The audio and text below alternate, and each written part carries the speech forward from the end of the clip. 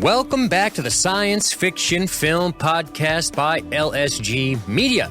I'm Dean. I'm Matthew. And on this week's episode, we're discussing Lone Wolf McQuade from 1983, directed by Steve Carver.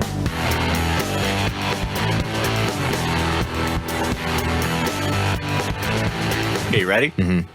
All right, 3 and a 2 and a 1.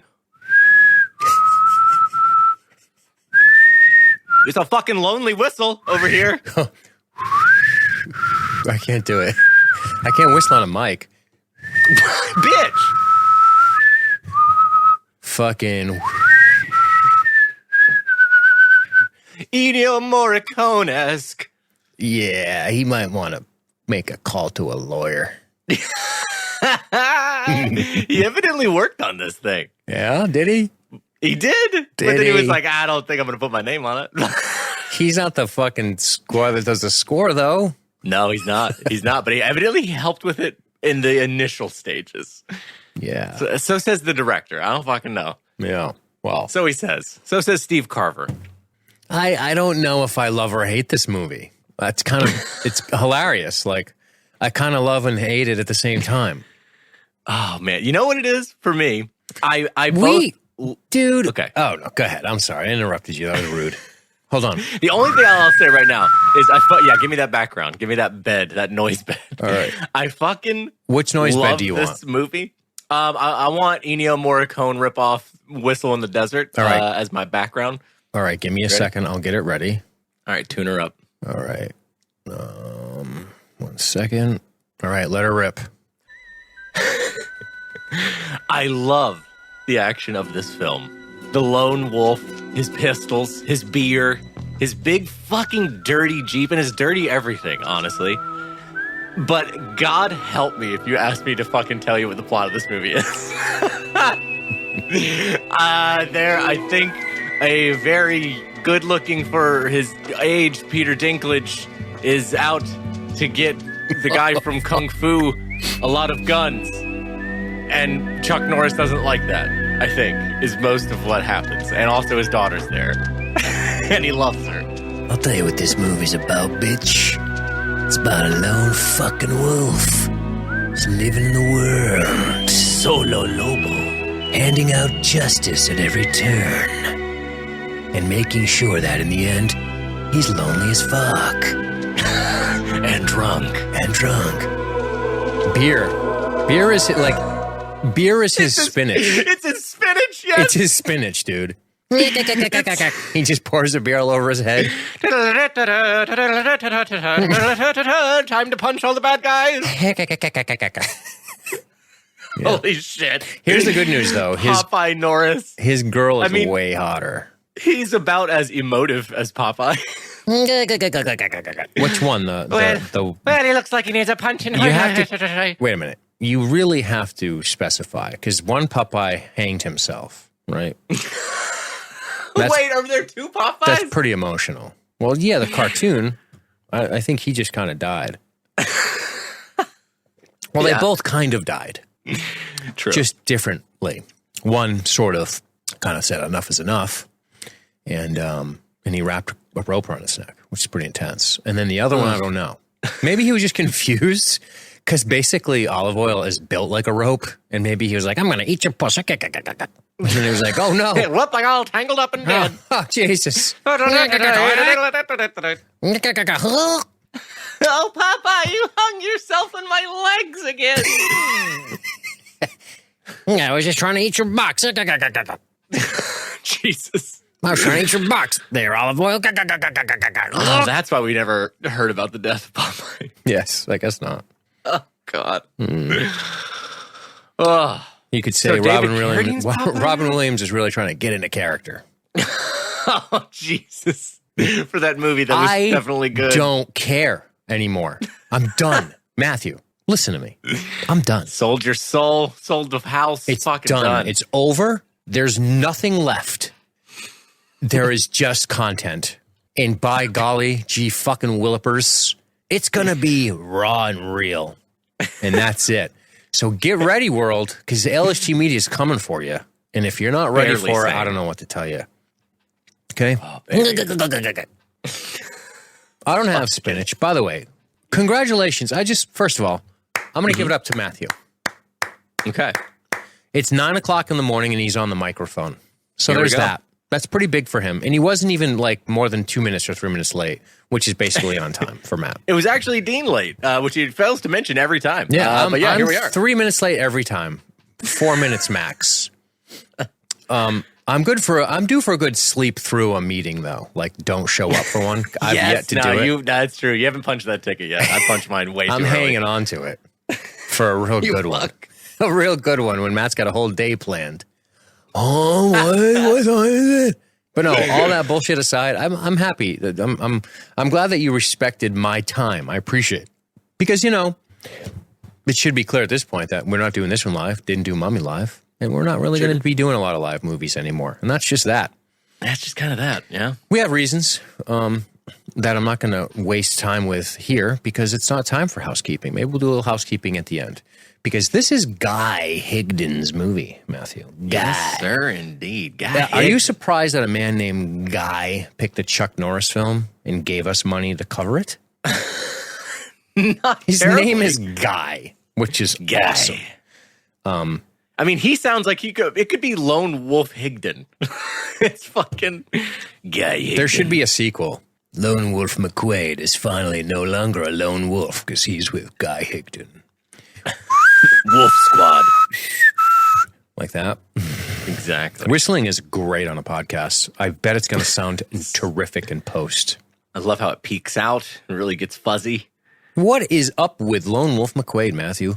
It is a dirty, dusty movie, isn't it? It's a dirty old movie, man. Nobody Dirty. showers. Hell no. Everything's just, I mean, Lone Wolf McQuade just gets steadily more caked in mud throughout this. I think it's like his fourth layer of skin is just dirt. I think you're right about that. I'm into it though.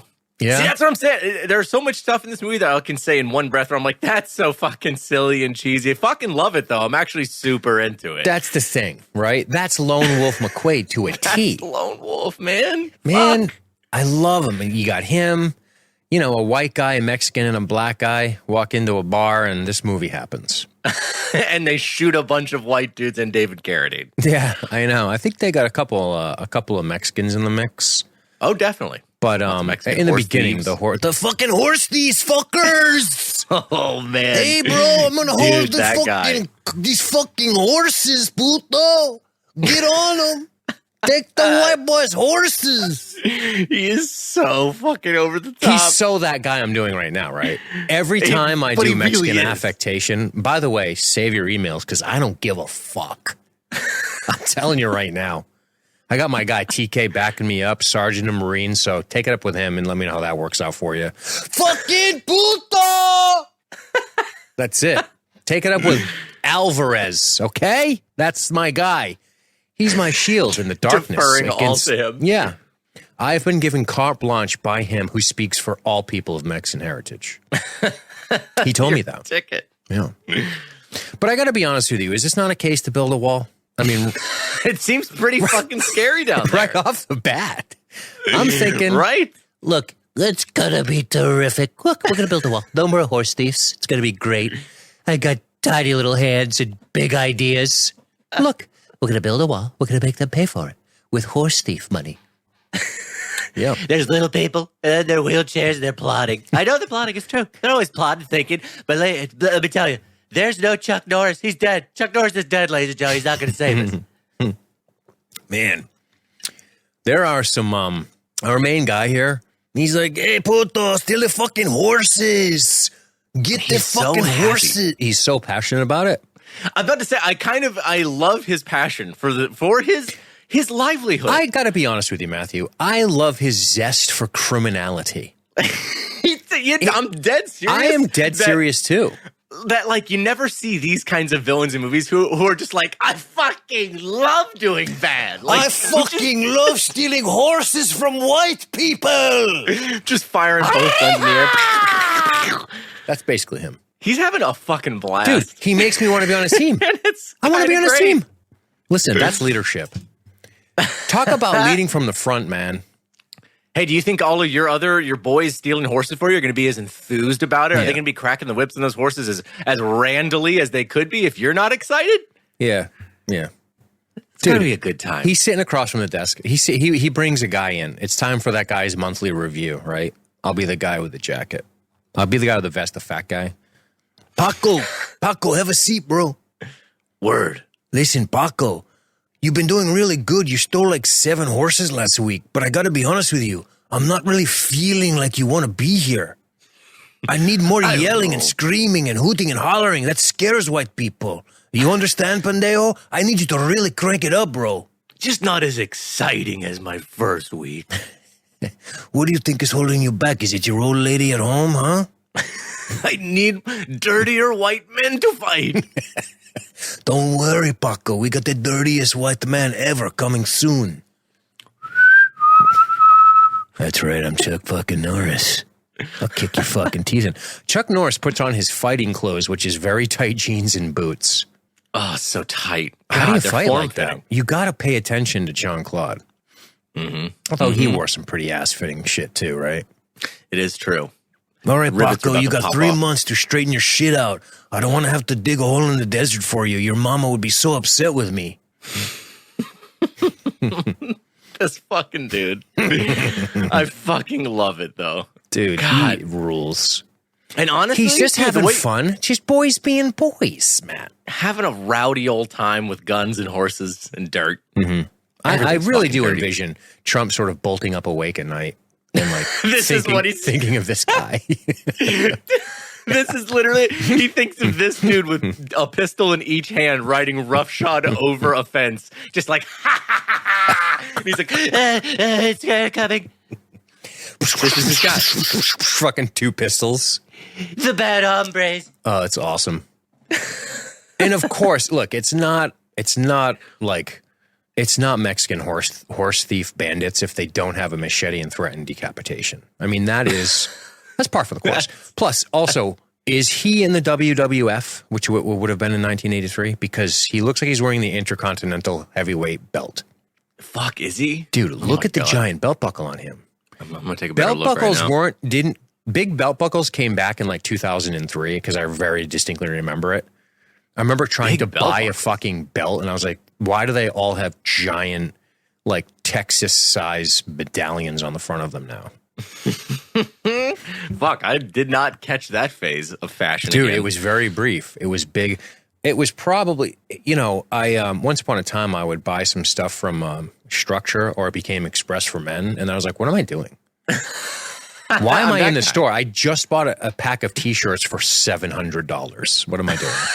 What am I doing? And then the internet came along and I went, oh, cool. I can get like tri-blend, like not Hanes style T-shirts from a thing called the web. This is amazing. But sir, don't you want to come back and pay $85 for this single pair of open Argyle socks? Dude, you could open a card today, and get, a $10 off of your $600 purchase. 47% interest, yeah. So I guess what I'm trying to say is that I would resort to a life of horse thievery to pay off my Express card. 100%. Dude, I am always one bad paycheck away from horse thieving. It is not too, I am living paycheck to horse thieving, dude. Literally every time. Just a couple of dirty revolvers in a trunk under my bed waiting for the day. Turn over your horses, Bendejo. This dude is the fucking Mexican Yosemite Sam. He kind of He is. so is. He's Dude, having a yes, fucking the two blast. pistols. Nobody has more fun fucking- in this movie than this guy, and it's a shame that he gets got so early. There was a part of me that as the movie went on, I realized he wasn't going to come back. I was like, like, I thought he was going to be at least part of the main guy. Like he was going to be revealed to be a henchman of like David Carradine. Yeah. Like something. I was like, he's going to come back, right? Like he's going to be like another boss fight. I'm like, damn, he's really gone. One of the guys has like the bandolier straps on, and he's got like giant rounds in him for no gun anyone's wielding. Right. It's fucking great, man. Dude, he does have a huge belt. I'm looking at it. It's massive. I also I'm just- pretty I sure love Randy Savage smashed Hogan in the face with that belt at some point. Oh, dude, I love the bold flex, the boldest of flexes of having no shirt under that vest and God. absolutely no body worth having no shirt on. Dude, you know what he is?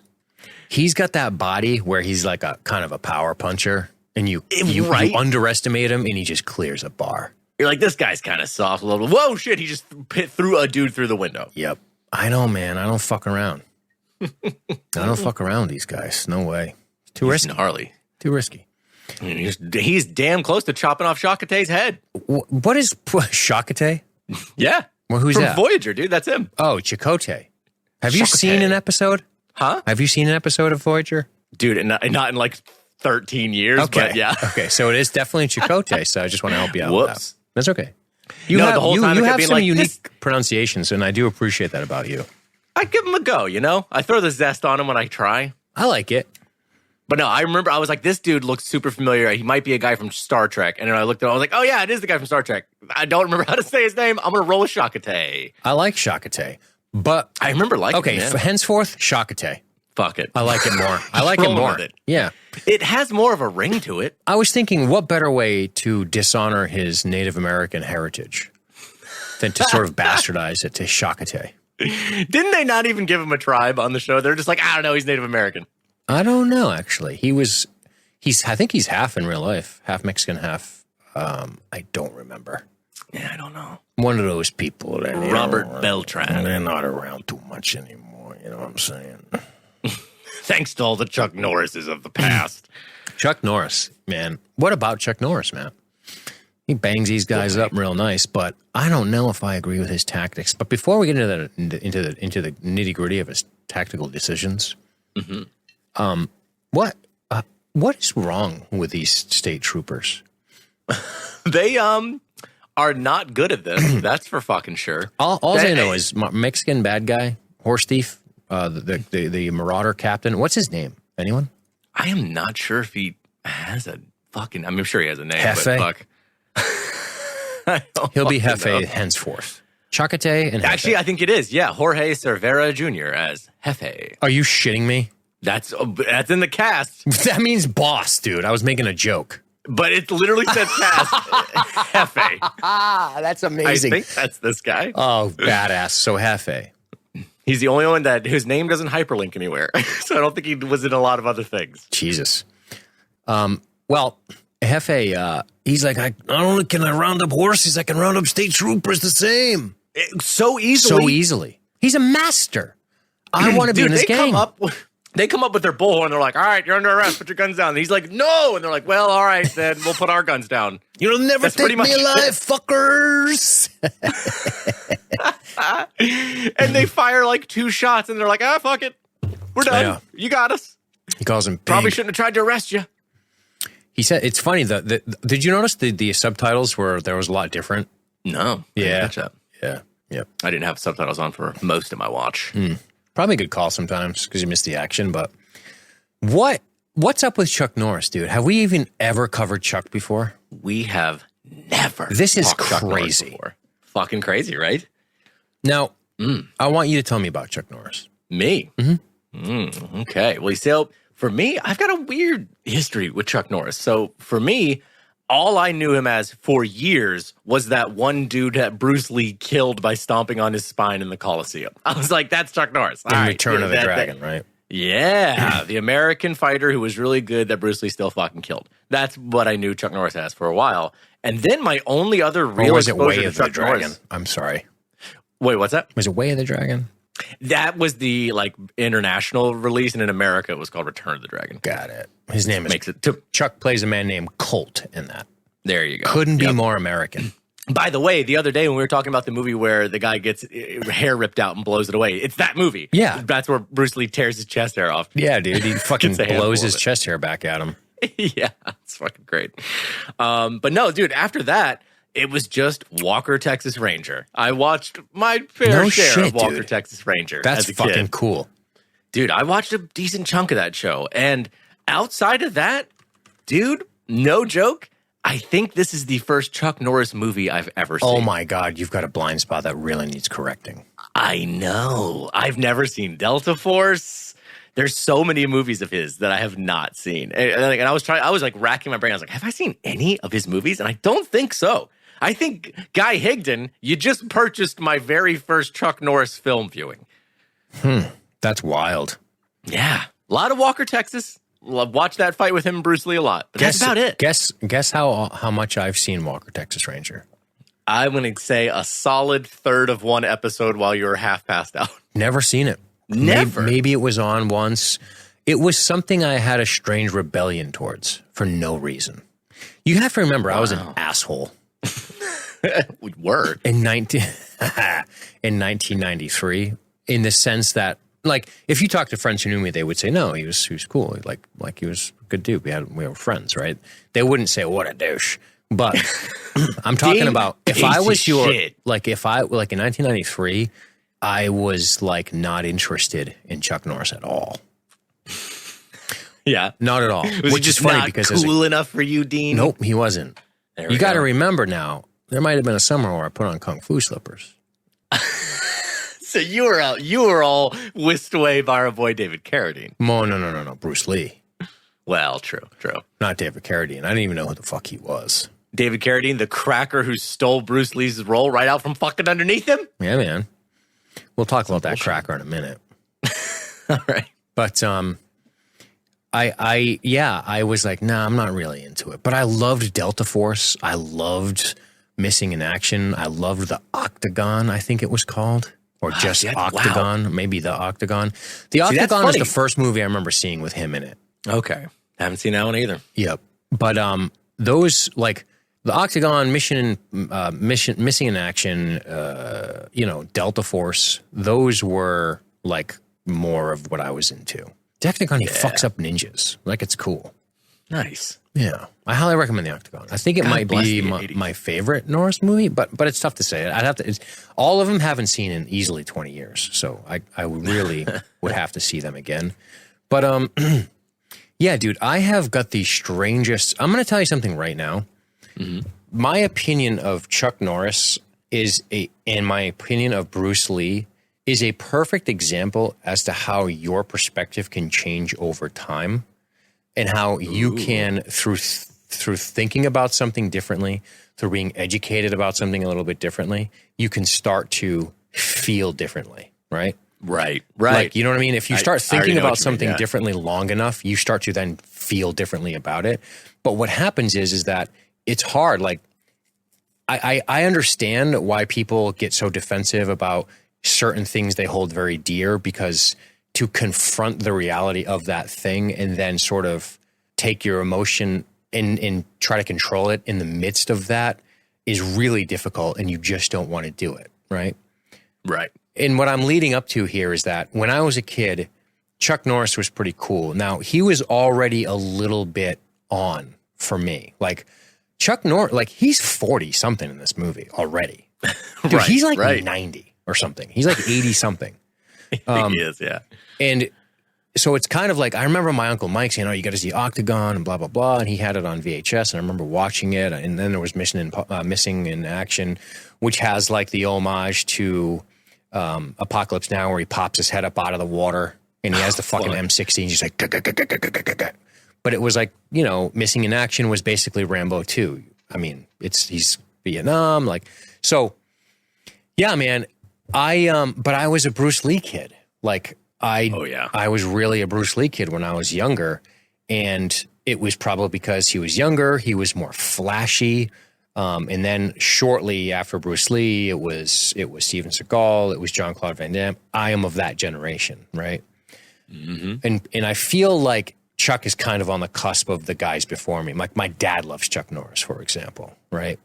Right. But boy, when I started to learn about martial arts a little bit more, mixed martial arts, what all of these so-called actors, so-called martial artists who are actors, what they have and haven't done and how they have and haven't competed. And over time, I have really started to alter my opinion of the possible badassery of Bruce Lee, and then the badassery of Chuck Norris. And of course, Van Damme, but we won't talk about him because we're kind of talking about Chuck and Bruce here. And dude, like, first of all, Chuck Norris is a legit fucking martial artist. He is, man. He's really Legit. good. He now, the criticism for his martial arts is that a lot of it was point fighting, which is when you successfully hit somebody in a pointed area, you stop. And that's like karate point fighting. So you're not fighting rounds. It's Very like formal. It's like you're kind of, I mean, you can kick and punch and fuck people up, but you're standing there and it's like, boom, stop. Like you scored a hit. Bang, stop, bang, stop. So it's like, it's not, it lacks the flow of something like even kickboxing or boxing. And I always thought that was always the reason why I was like, oh, Bruce Lee would probably beat the crap out of Chuck Norris. And then I was like, but wait a minute. I went through that really brutal period of life where I was reading everything I could about Bruce Lee after like reading his books as a kid and being like, I don't know, dude.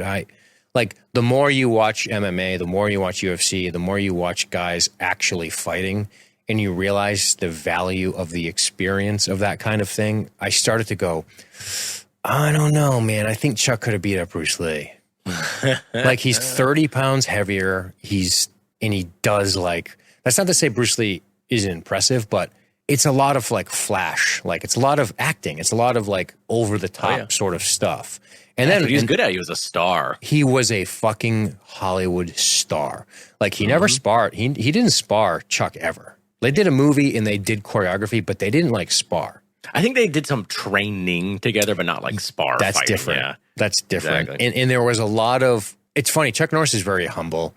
And like he never really talked shit, but he was always, you know, one of the most telling aspects of their interactions was when Chuck said something along the lines of, he was like, well, you know, I'm a professional fighter, like, and he is an actor. Like he was trying to say it respectfully, like, why would he challenge me to a fight?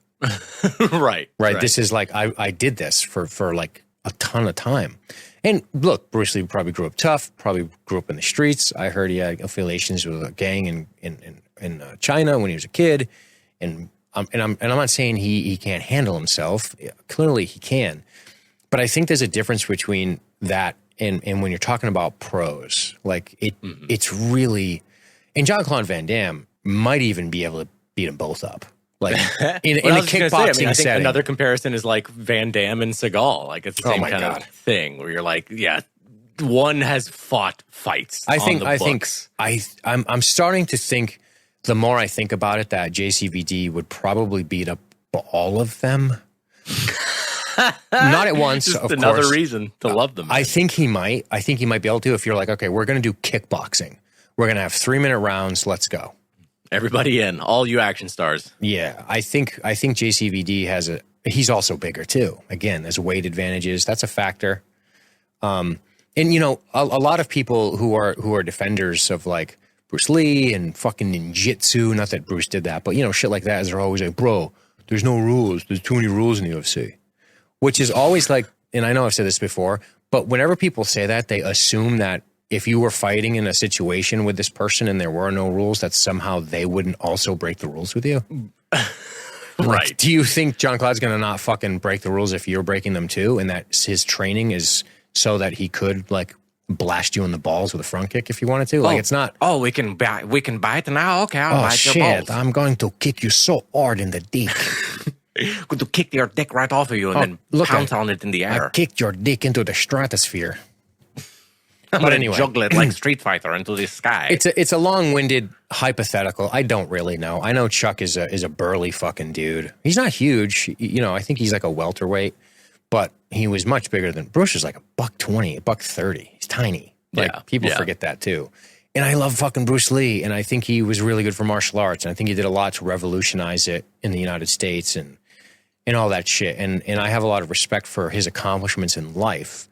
But I think when it comes to rubber meeting in the road and all this fighting stuff.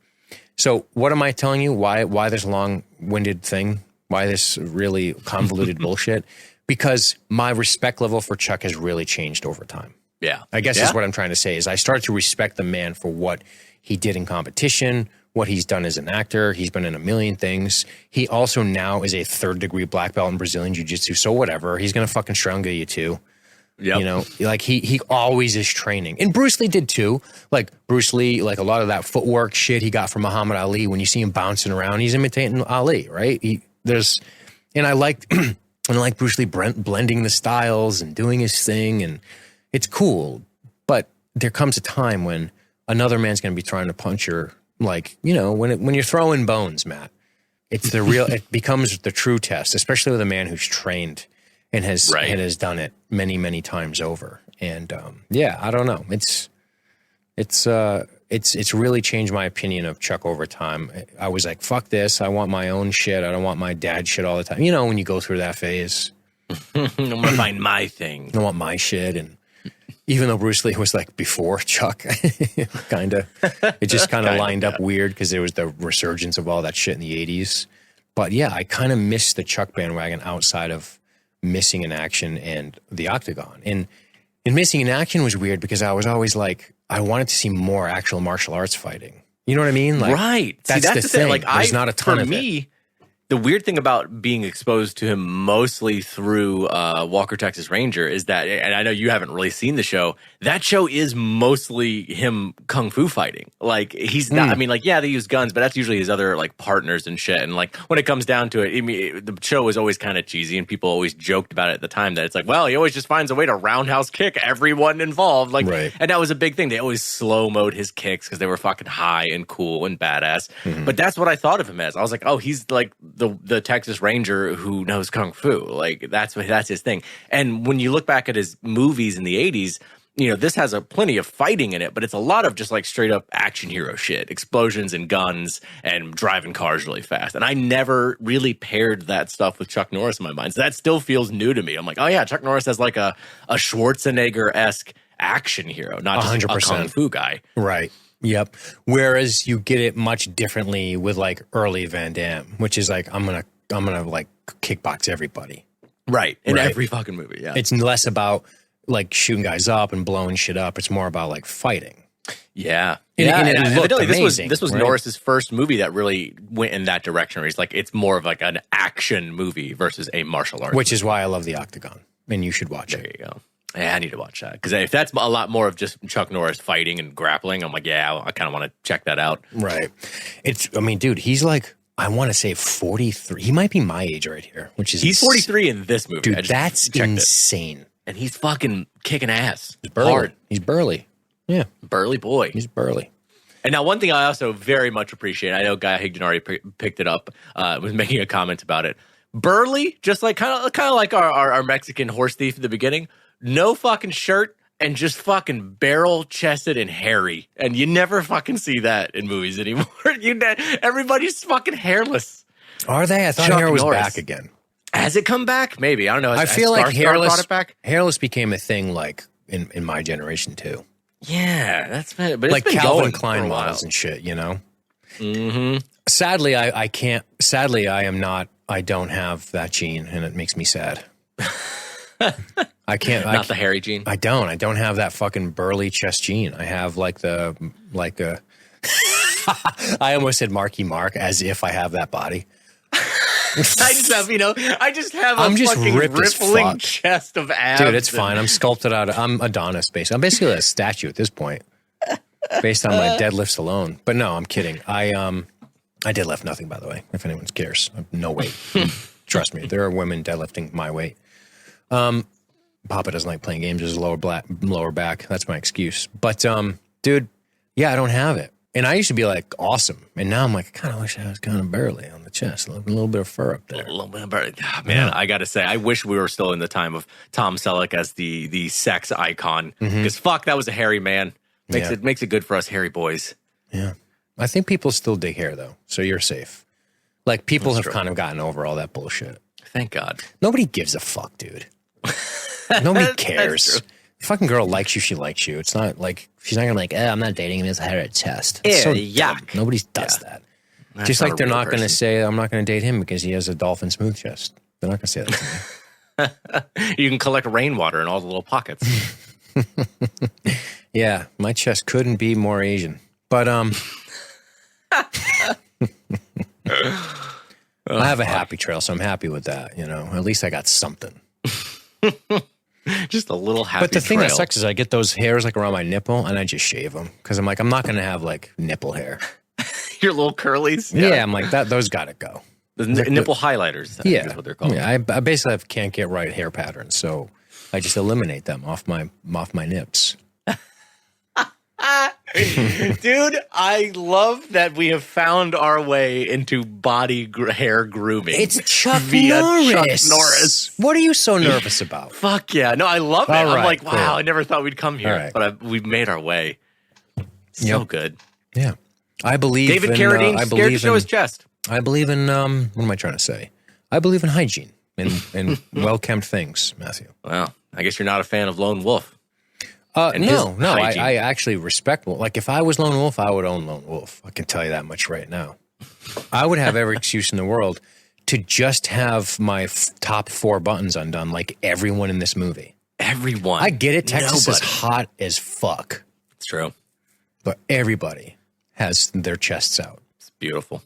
So hair out. Chuck Norris is awesome. So he beats up these guys, does some flips, does a couple of throws, has amazing accuracy with an Uzi, which is outrageous. Dude, when we cut to that wide shot where he just sprays the hillside. It's a video game move. It's like his supercharge. Oh my God. He's like, oh, my meter's up. Quit, hit X and A at the same time. He's got his Soldier 76 Ultimate. Yeah, I've got you in my sights. Just fucking sprays everybody. Soldier 70 dicks, bro. Soldier 70 dicks. I don't stop till the guy comes. I'm not a quitter. I don't quit. I like dicks. I'm gay. I don't give a fuck. I'm Soldier 70 dicks. I like that he owns it. If you're an Overwatch player, you know what we're talking about. Owns it hard. But he definitely has that, right? Lone Wolf, he's got a little of that Soldier 70 dicks in him where he does the twirly whirls and he shoots them all down. And they all go down. I mean, there are guys, what's so funny about it too, one guy's like 20 feet up on a plateau. One guy's like 30 feet down on the ground. And he just in a line and they all fucking rat-tat-tat for that ass. Rat-tat-tat-tat, all dead. All down, all dead. Down they go. And he's late.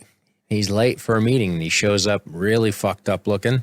Dude, you can't be a hero unless you're a deadbeat dad. But he's not a deadbeat dad. Whoa.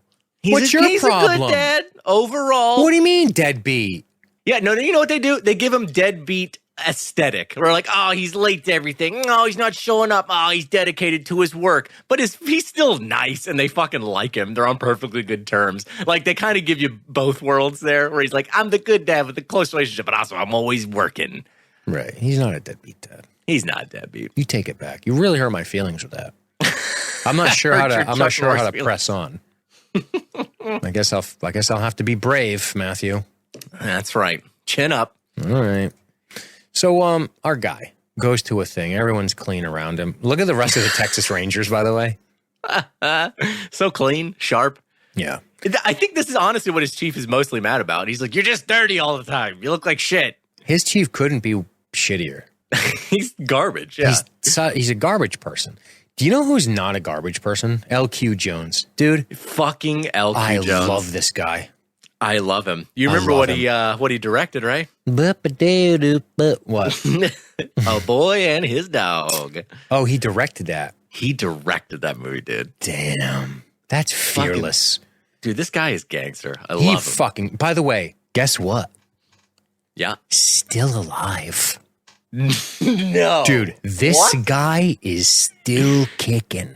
Yeah. Fuck yeah. He was born in the year of our Lord, Matthew, 1927. Hot damn. He is 91 years old. He's 91 as fuck. He's about to be 92 in August. God bless LQ Jones. Hell yeah. Dude, this dude rules. He fucking rules. You remember him in Casino? When he's like, basically, like, we can tell you boys how it works out here in Vegas. He plays the cowboy in that too.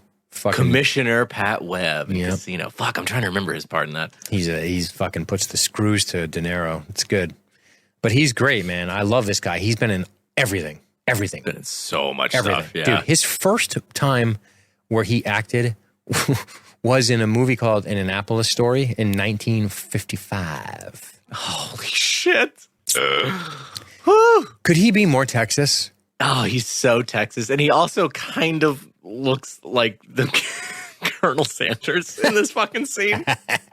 That fucking tie. Ooh, boy, I like that chicken. Chicken strips. Boy, you must have worked up a hunger wrestling up all them horse thieves, lone wolves. Let me see if we can't wrestle you up some dinner from KFC. Something for the whole Kentucky. family, that loud-ass girly. By the way, I ain't changed the name of it. I'm not some sort of poofed or fancy pants homo. We still call it Kentucky Fried Chicken. Chicken. You want some chicken? He's from Beaumont, Texas. He's the real deal, LQ Jones. God He bless him. sounds like it, man. Look at him. Fuck How him. tough is I he? love the way he says everything. He's tough as shit. Oh, hell yeah. He's got that wiry strength where you're like, Wicked. he might not look like it, but he'll wrestle you to the ground and kick your teeth out. Dude, yes. And I can't wait to talk about that wire strength in action when he's fucking manhandling William Sanderson of all people.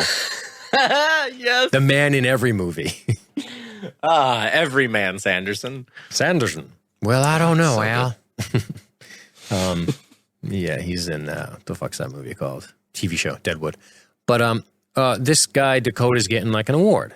He's getting a send-off. He's the man. He is. And his speech is short and sweet, as you'd imagine. And it's He's amazing. fucking good. And good speech, wrap it up. And we know that the boss, the captain, he's pissed. Get in my office 10 minutes. 10 minutes and we'll have some chicken. We're going to eat old LQ's chicken. LQ, can you go down to the truck and get some chicken? I want your greasiest, nastiest bucket of chicken. It just becomes a contest of who can say chicken the most, like, ridiculously. I want you to head down and get me some chicken. Lord, give me that chicken now. Just fucking ridiculous. It's so stupid, but I love it. Oh, shit. Bust me up some of that delicious chicken. Dude, also, I love Dakota's line where he's like, sorry I couldn't have helped. I had to be at this here hand job fest. Dude, God bless him. I love it. I love it. I love it. That's one of the things about this movie. Couldn't be more old school. Super old school. Oh, my God. But in a fucking really charming way. For sure. That's the other thing I For sure. fucking enjoy about this. Yeah. Yeah, man. It's fucking good.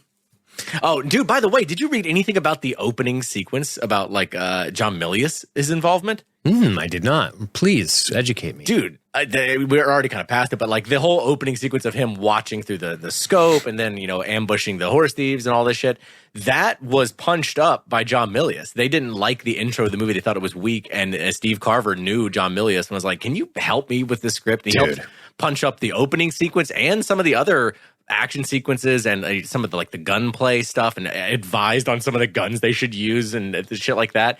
But he didn't want credit. So he's not credited for any of it in the actual movie, but he definitely had his hand in this. God bless John Milius. Dude, the opening sequence is so fucking good too. It actually looks like a Sergio Leone Western, which is what Steve Carver was going for. It's cinema. And it looks fucking good. Yeah, that's cool, man. I like it. I like that. If you need to make some shit manly, you call John Milius. Boys. You call John Milius, and he straightens that shit right out. He's like, all right, we're gonna amp it up. Fucking get the chest hair out. Like, absolutely. You got a problem with your son? Call John Milius. I don't want to stop playing Fortnite. I'm gonna call John Milius. Fucking call John Milius if your kid won't stop playing Fortnite. If your kid punches holes in walls over Fortnite, call John Milius. He'll straighten that kid out so fast. He'll drag him out into the woods. They're gonna go hunting for bears together. First things first, your kid's going to sweat for the first time ever. It's going to be great. He's going to make him sweat. He's going to make him stink a little. And then he's going to hand him a 45 in the middle of the woods. And he's going to say, clink out a couple of cans. you feel that, boy? Yep. Call John Milius.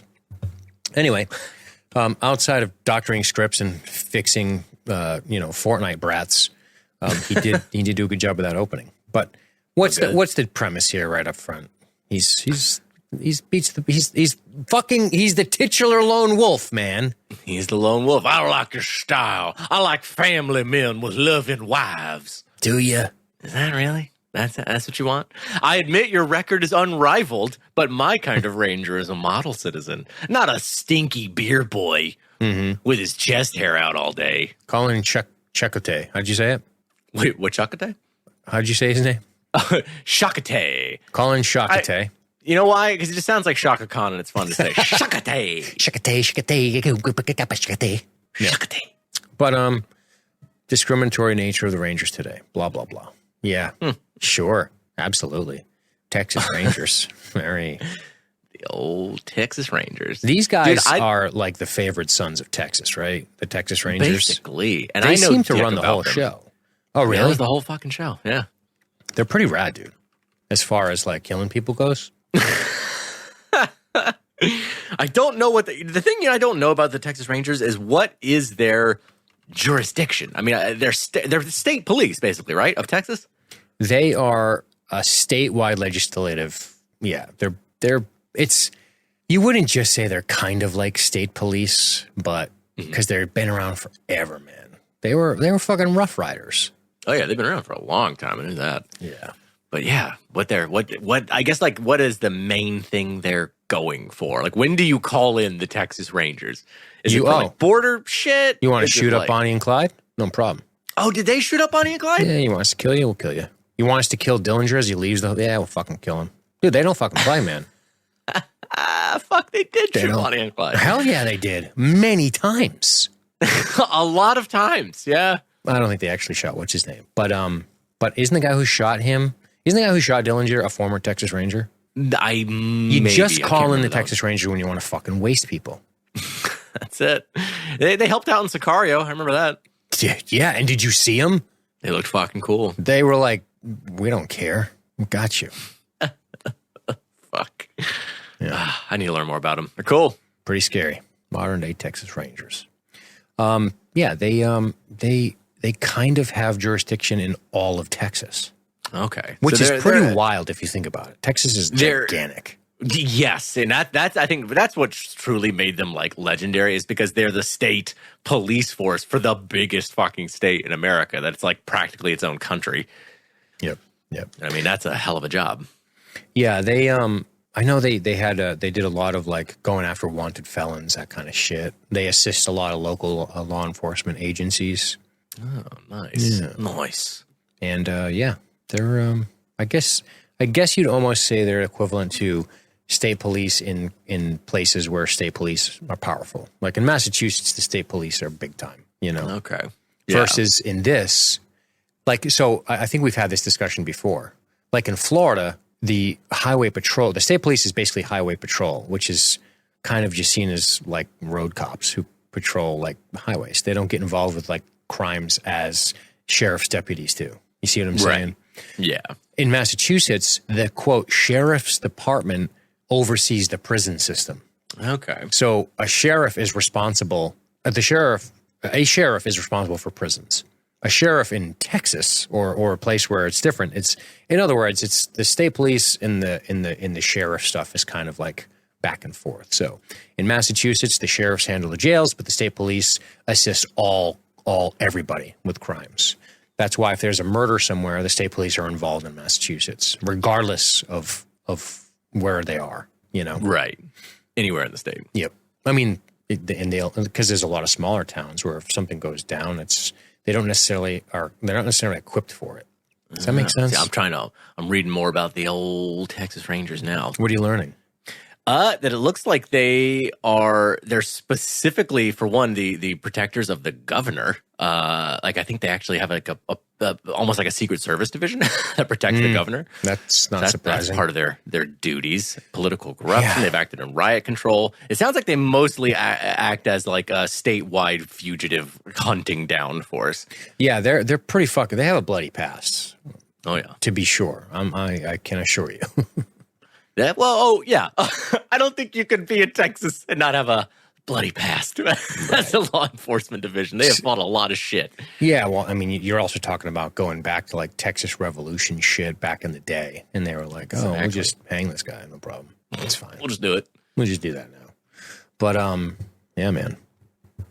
Fucking A. Well, our fucking boy Lone Wolf learns he's gonna have to have a scrappy new young partner. What? He works alone. That whole cat. Not anymore. You gonna work with Arcadio K.O. Ramos. You understand what I'm saying? He always pluralizes everything. He's from Texas. He's from Texas. You fucks with that? You folks with Texas. And, well, he's like, oh, God damn it. I got to deal with Chakotay. Chakotay. He's a young, scrappy boy in this one. Yeah. Dude, it's crazy to see him. I didn't know. I don't know much about him outside of Star Trek. And I could not have. That's the only other thing. But his face kept being like, he's so fucking familiar. If you would have been like, do you remember KO and Lone Wolf? I would have been like, nope. Sure don't. Sure don't. That happens a lot, though, when you're watching these movies when you're a kid and you come back to them. You're like, holy fuck, that's that guy? Oh, yeah. I do that all the time. All the time. Because you don't give a shit about other people in action movies. You're like, I'm here for Schwarzenegger. I don't care about these other people. For sure. And then you come back 15 years later, you're like, holy shit, that's some huge actor now getting punched. It's crazy. Well, now he's got a partner, and there's a lot of crime stuff going on. By the way, I don't give a shit about the plot. Can I just make that clear? Couldn't give a shit. Couldn't give a shit. Dude, this is one of the few movies also that, as much as I've been talking about how much I enjoy it, which I do, I did frequently pause and go back and re-listen to the dialogue, the exposition of the plot, because I kept being like, okay, wait, what the fuck are they doing again? I kind of did that too, and I was like, what am I doing? It's Lone Wolf McQuade, Poppy. Lone Wolf McQuade. The movie's name is Lone Wolf McQuade. What do you think it's about? It's about bad guys doing bad stuff. And they're going to get their faces kicked off. That's it. That's it. Yep. Well, but we find out about how bad of a boy David Carradine is. He's a naughty boy, isn't he? He's a bad boy. He is. He's up to no good, stealing drugs when he should have been paying for them like everyone else. I like David Carradine, and I know we beat him up the other day about the whole, strangulation thing, but I mean, whatever gets a guy off. Sometimes. Just gotta keep control of yourself. I mean, sometimes, Dean. Maybe not all the time, though, Dean. Right? Maybe not. Maybe not on the podcast, Dean.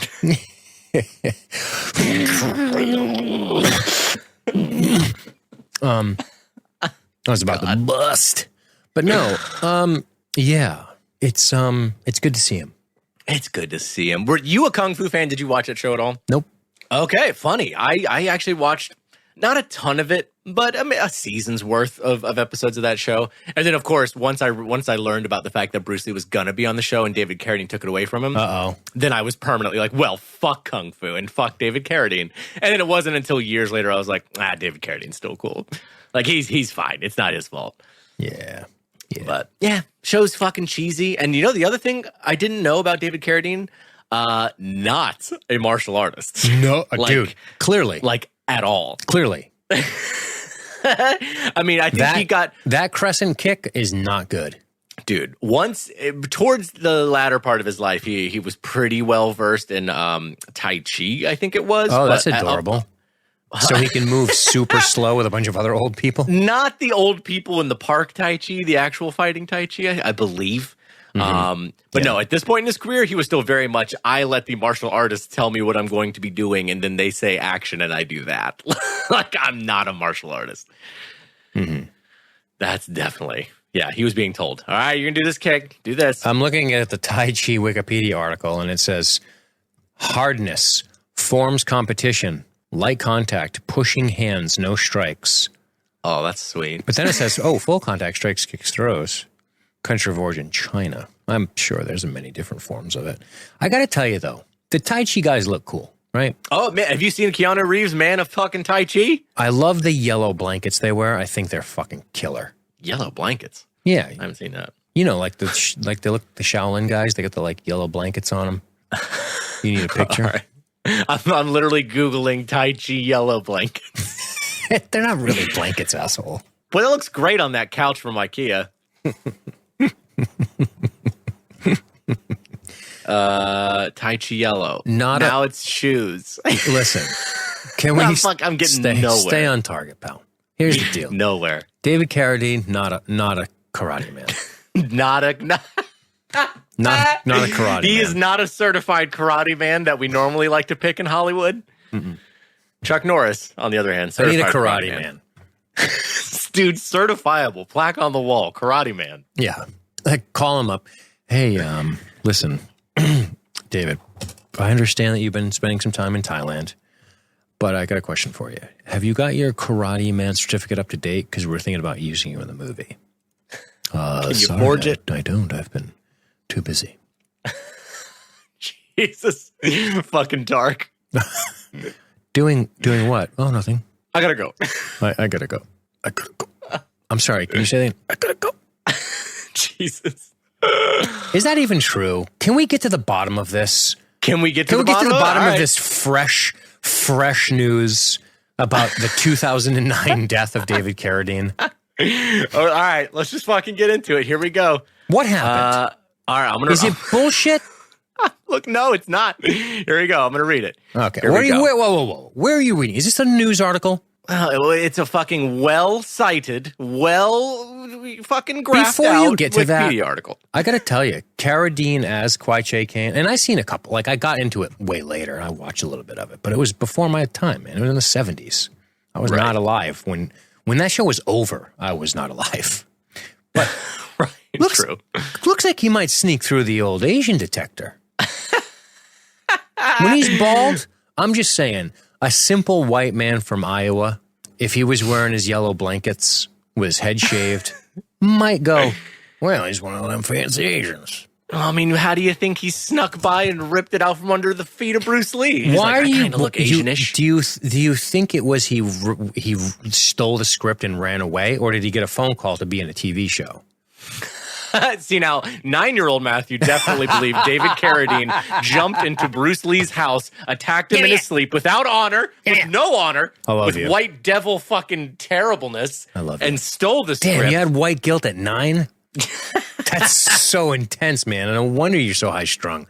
I'm going to give you a hug soon.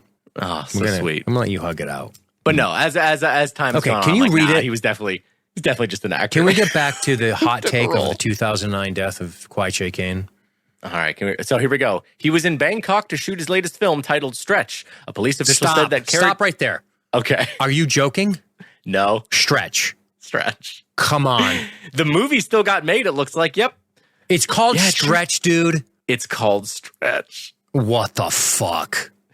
And it doesn't, I don't even think it's wow, we're going to go into it. Here we go. I'm going to read a very quick synopsis. After failing a drug test in France, young jockey Christophe moves to Macau, where he becomes involved in the city's fast-paced racing world.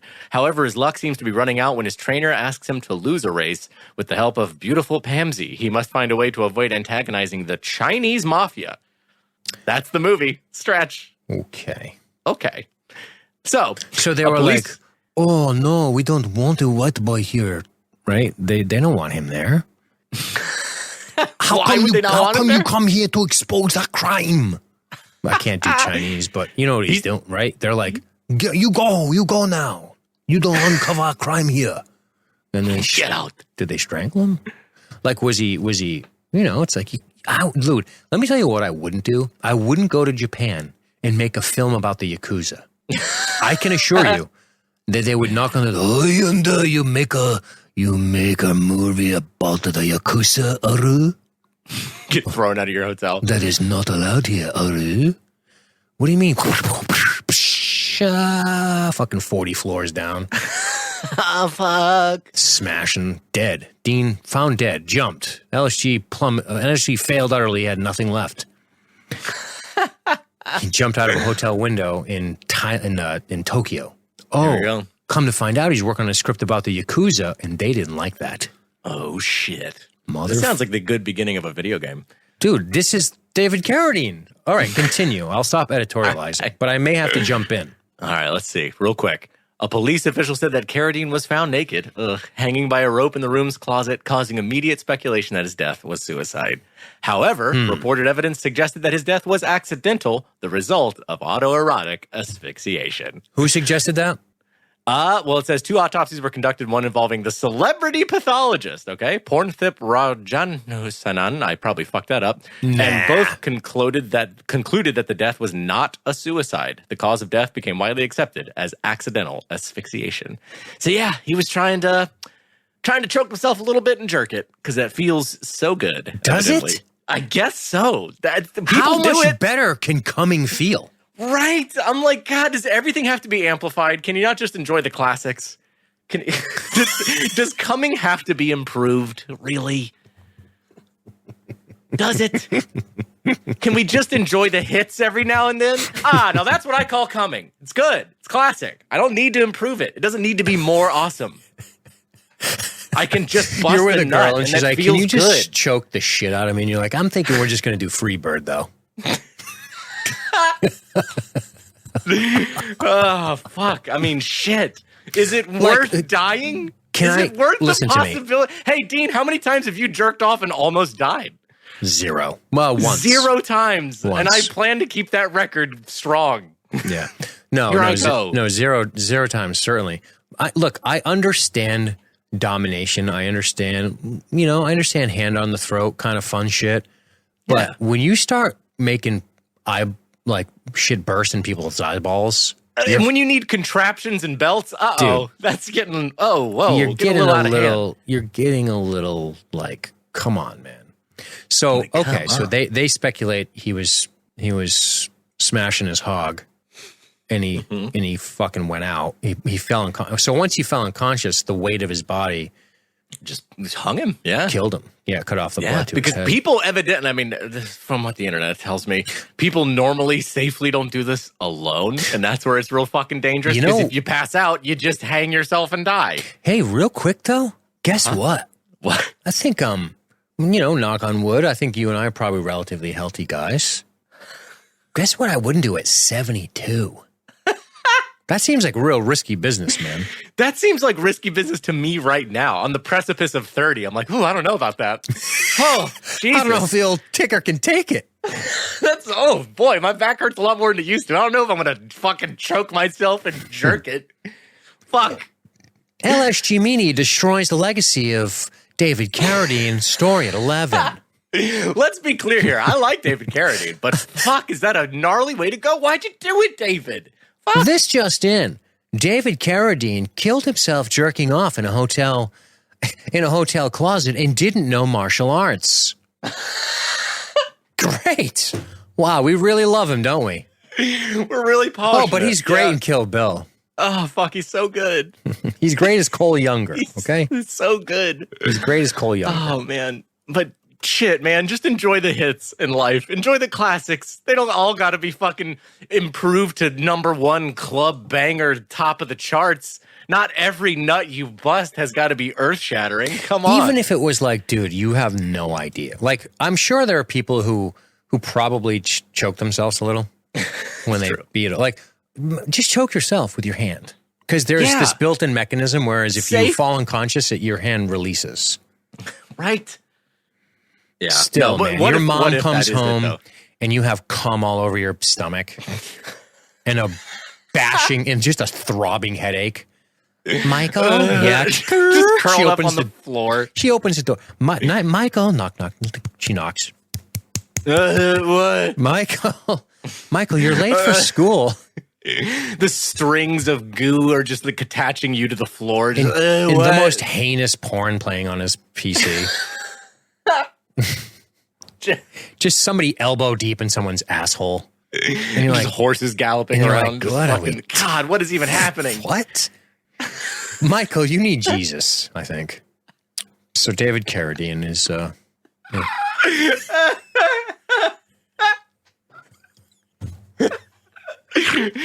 Fuck.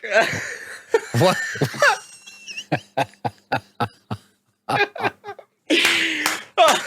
Shit. What are you laughing about? Oh, fuck. Just that whole scene we just painted. It's really gruesome. I'm really just living it right now. It's really gruesome.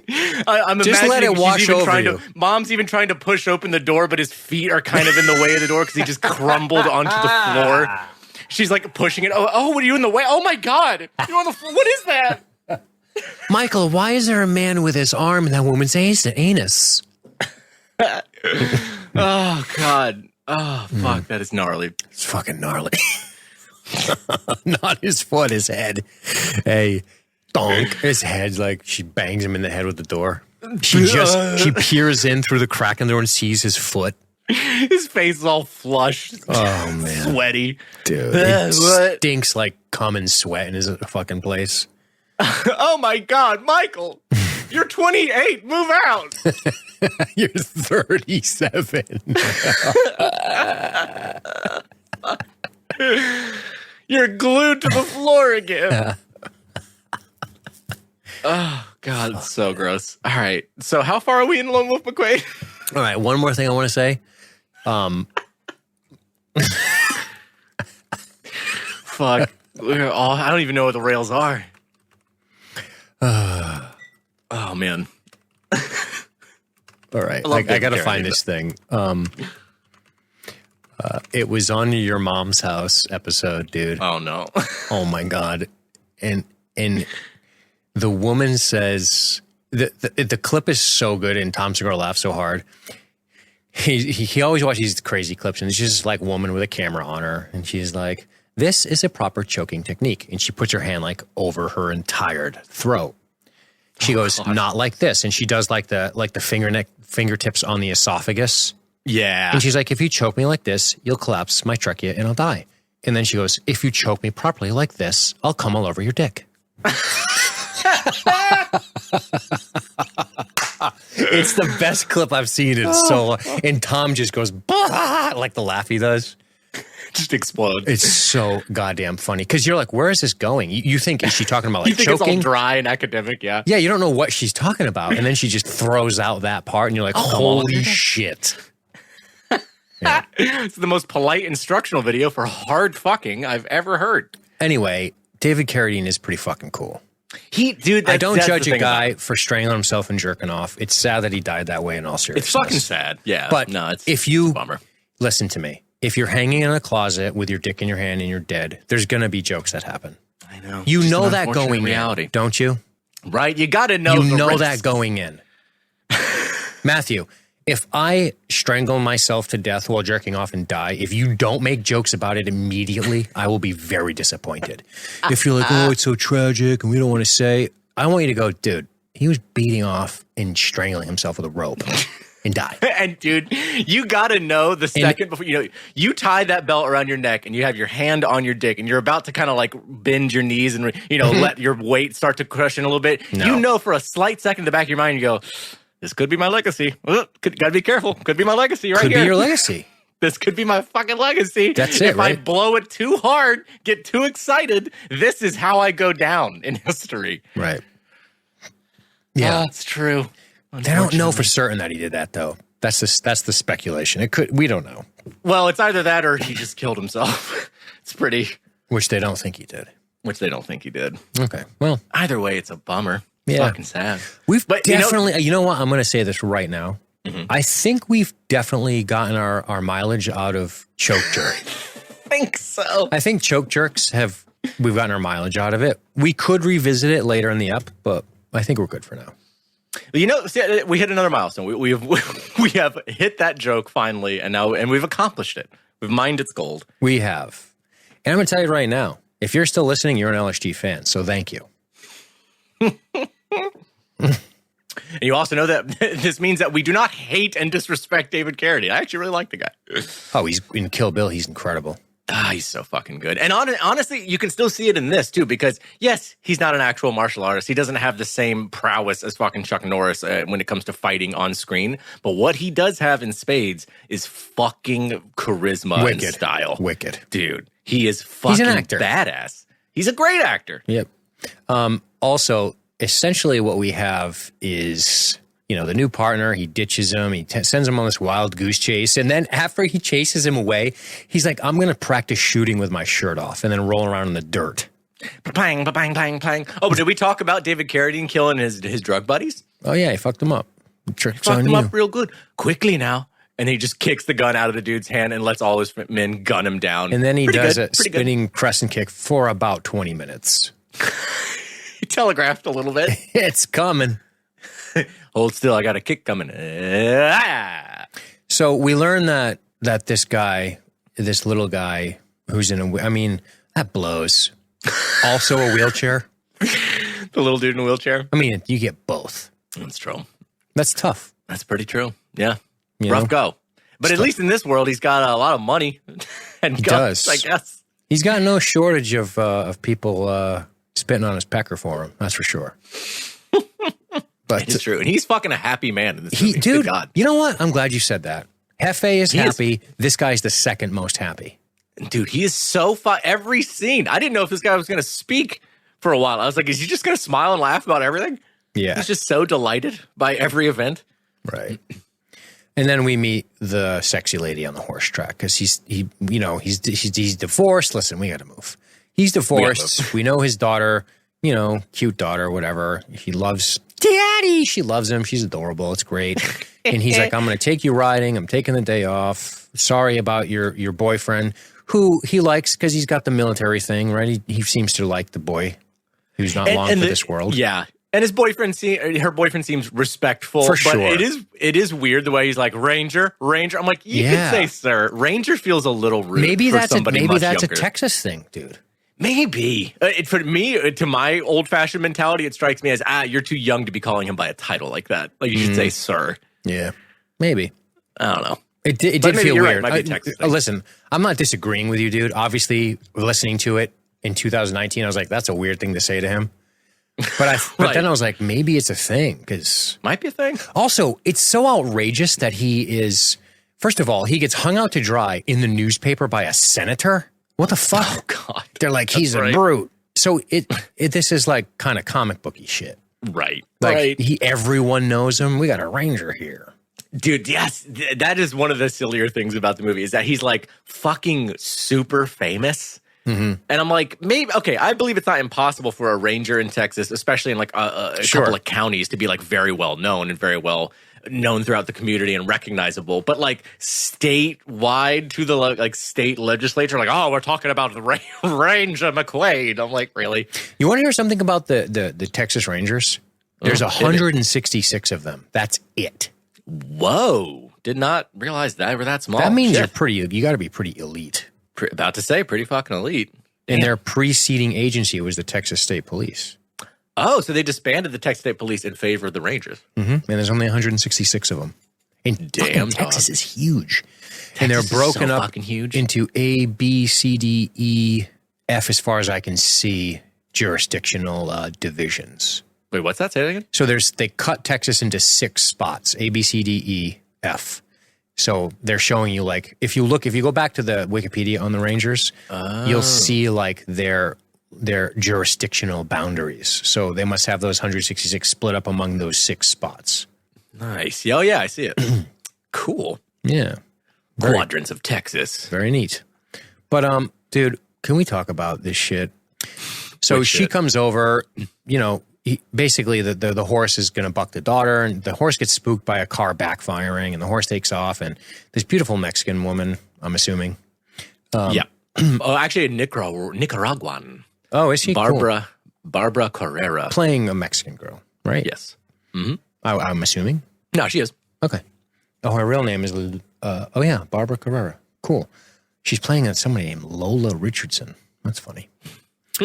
But she's a good horse rider, doesn't have a bra on, it's glorious. And she rescues the girl by grabbing the horse's bridle, do you call it?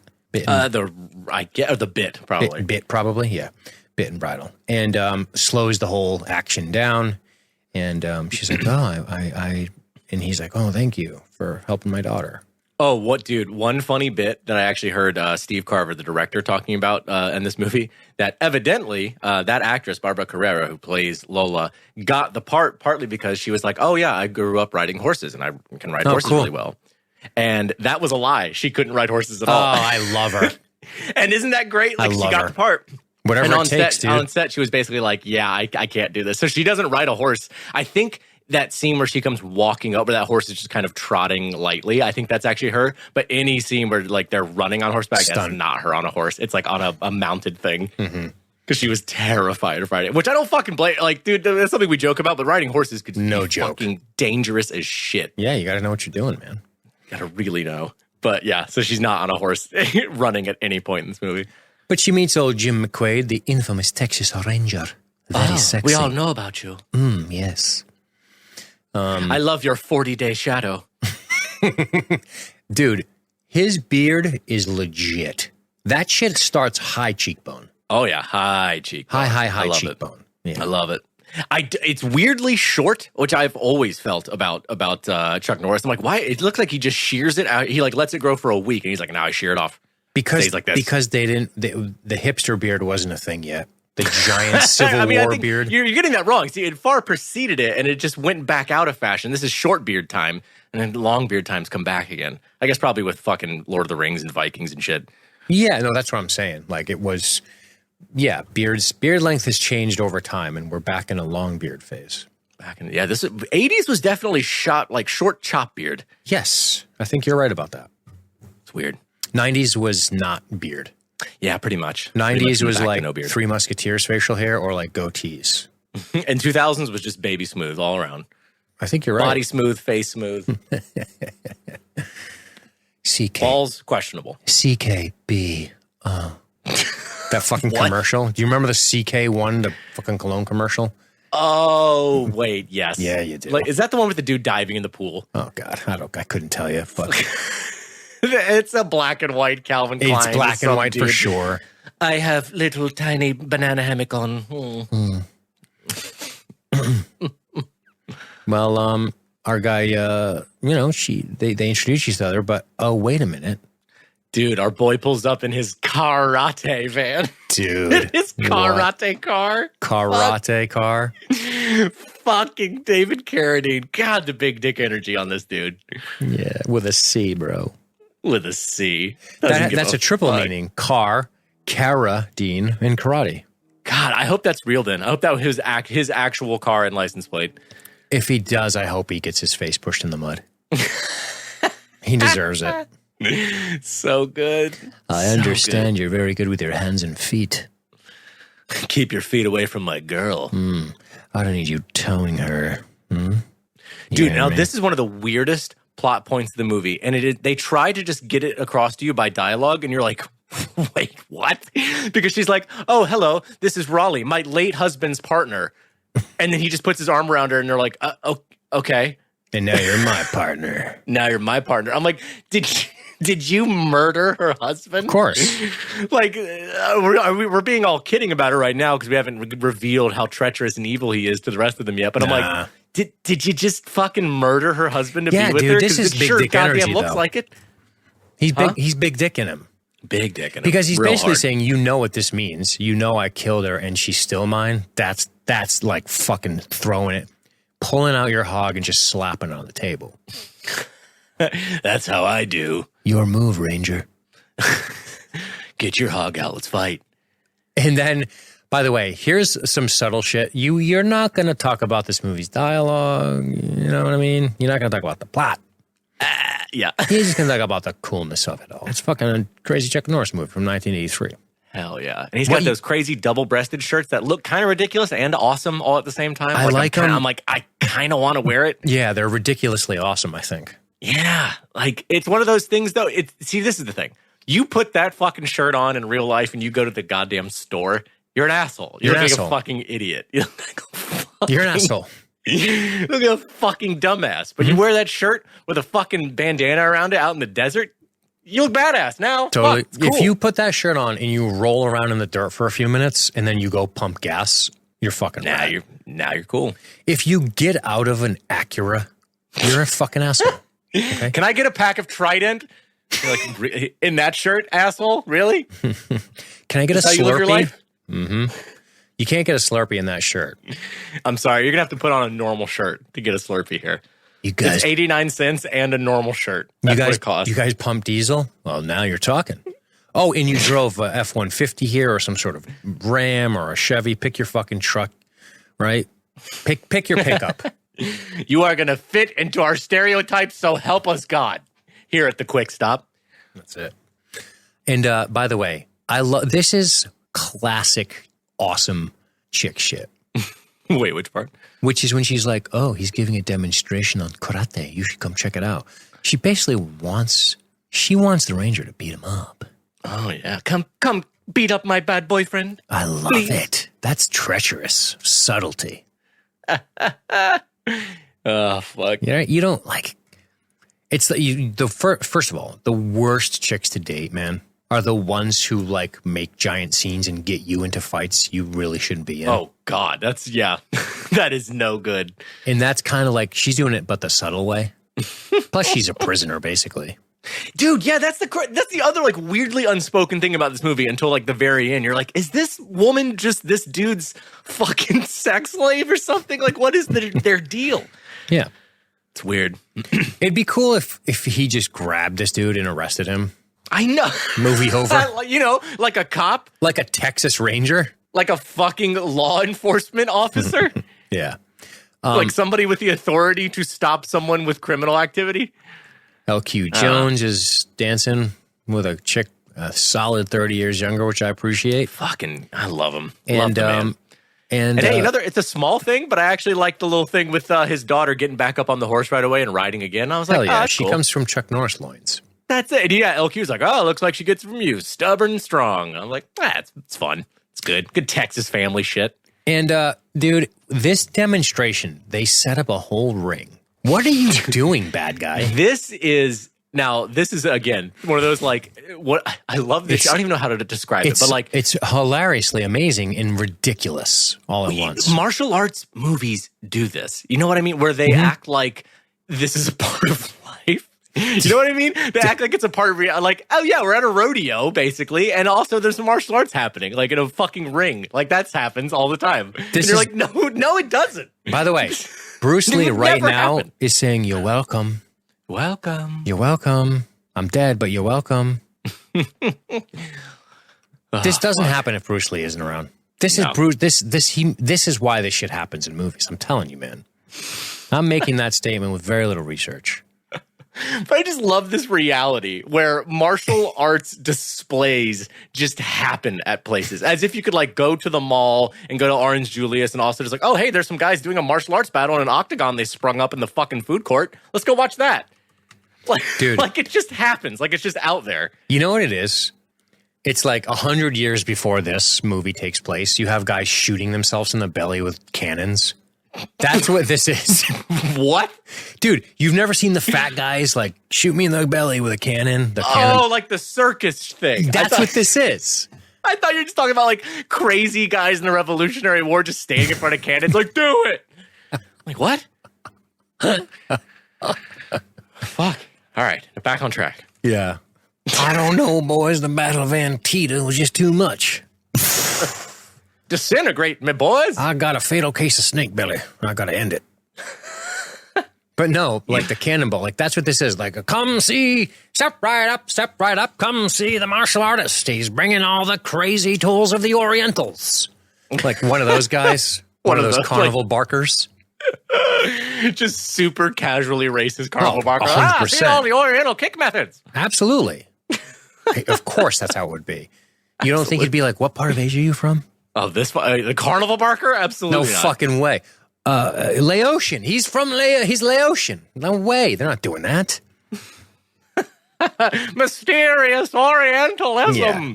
And they have like really shit pyrotechnics. And of course, they're talking about fucking David Carradine, a white guy the entire time. By the way, you're like, what the fuck? If this is a martial arts display, the stuntman throws legit kicks. Oh, well, dude, by the way, watching this, I'm like, the backstory to this must be insane because who are these three dudes in blue who obviously know who he is? Like Riley Hawks. I fucking hate his name in this movie, by the way. It's so dumb. I just say Carradine. It's fine. I'm just going to, Raleigh Wilkes is his character name. I'm going to call him David Carradine. But they all know who David Carradine is. And he's a bad guy.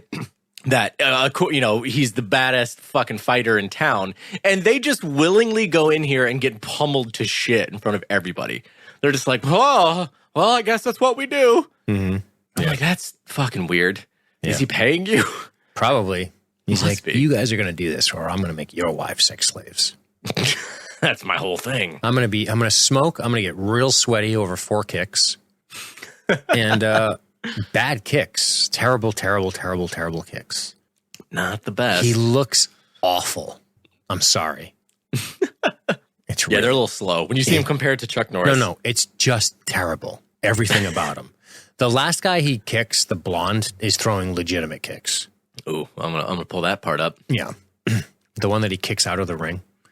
That guy. Yeah, he tumbles over. He throws like 2 roundhouse kicks and like a hook kick. And David Carradine does this like disgusting crescent kick that's just so horrible. Telegraphed. Here it comes. Oh man, get ready.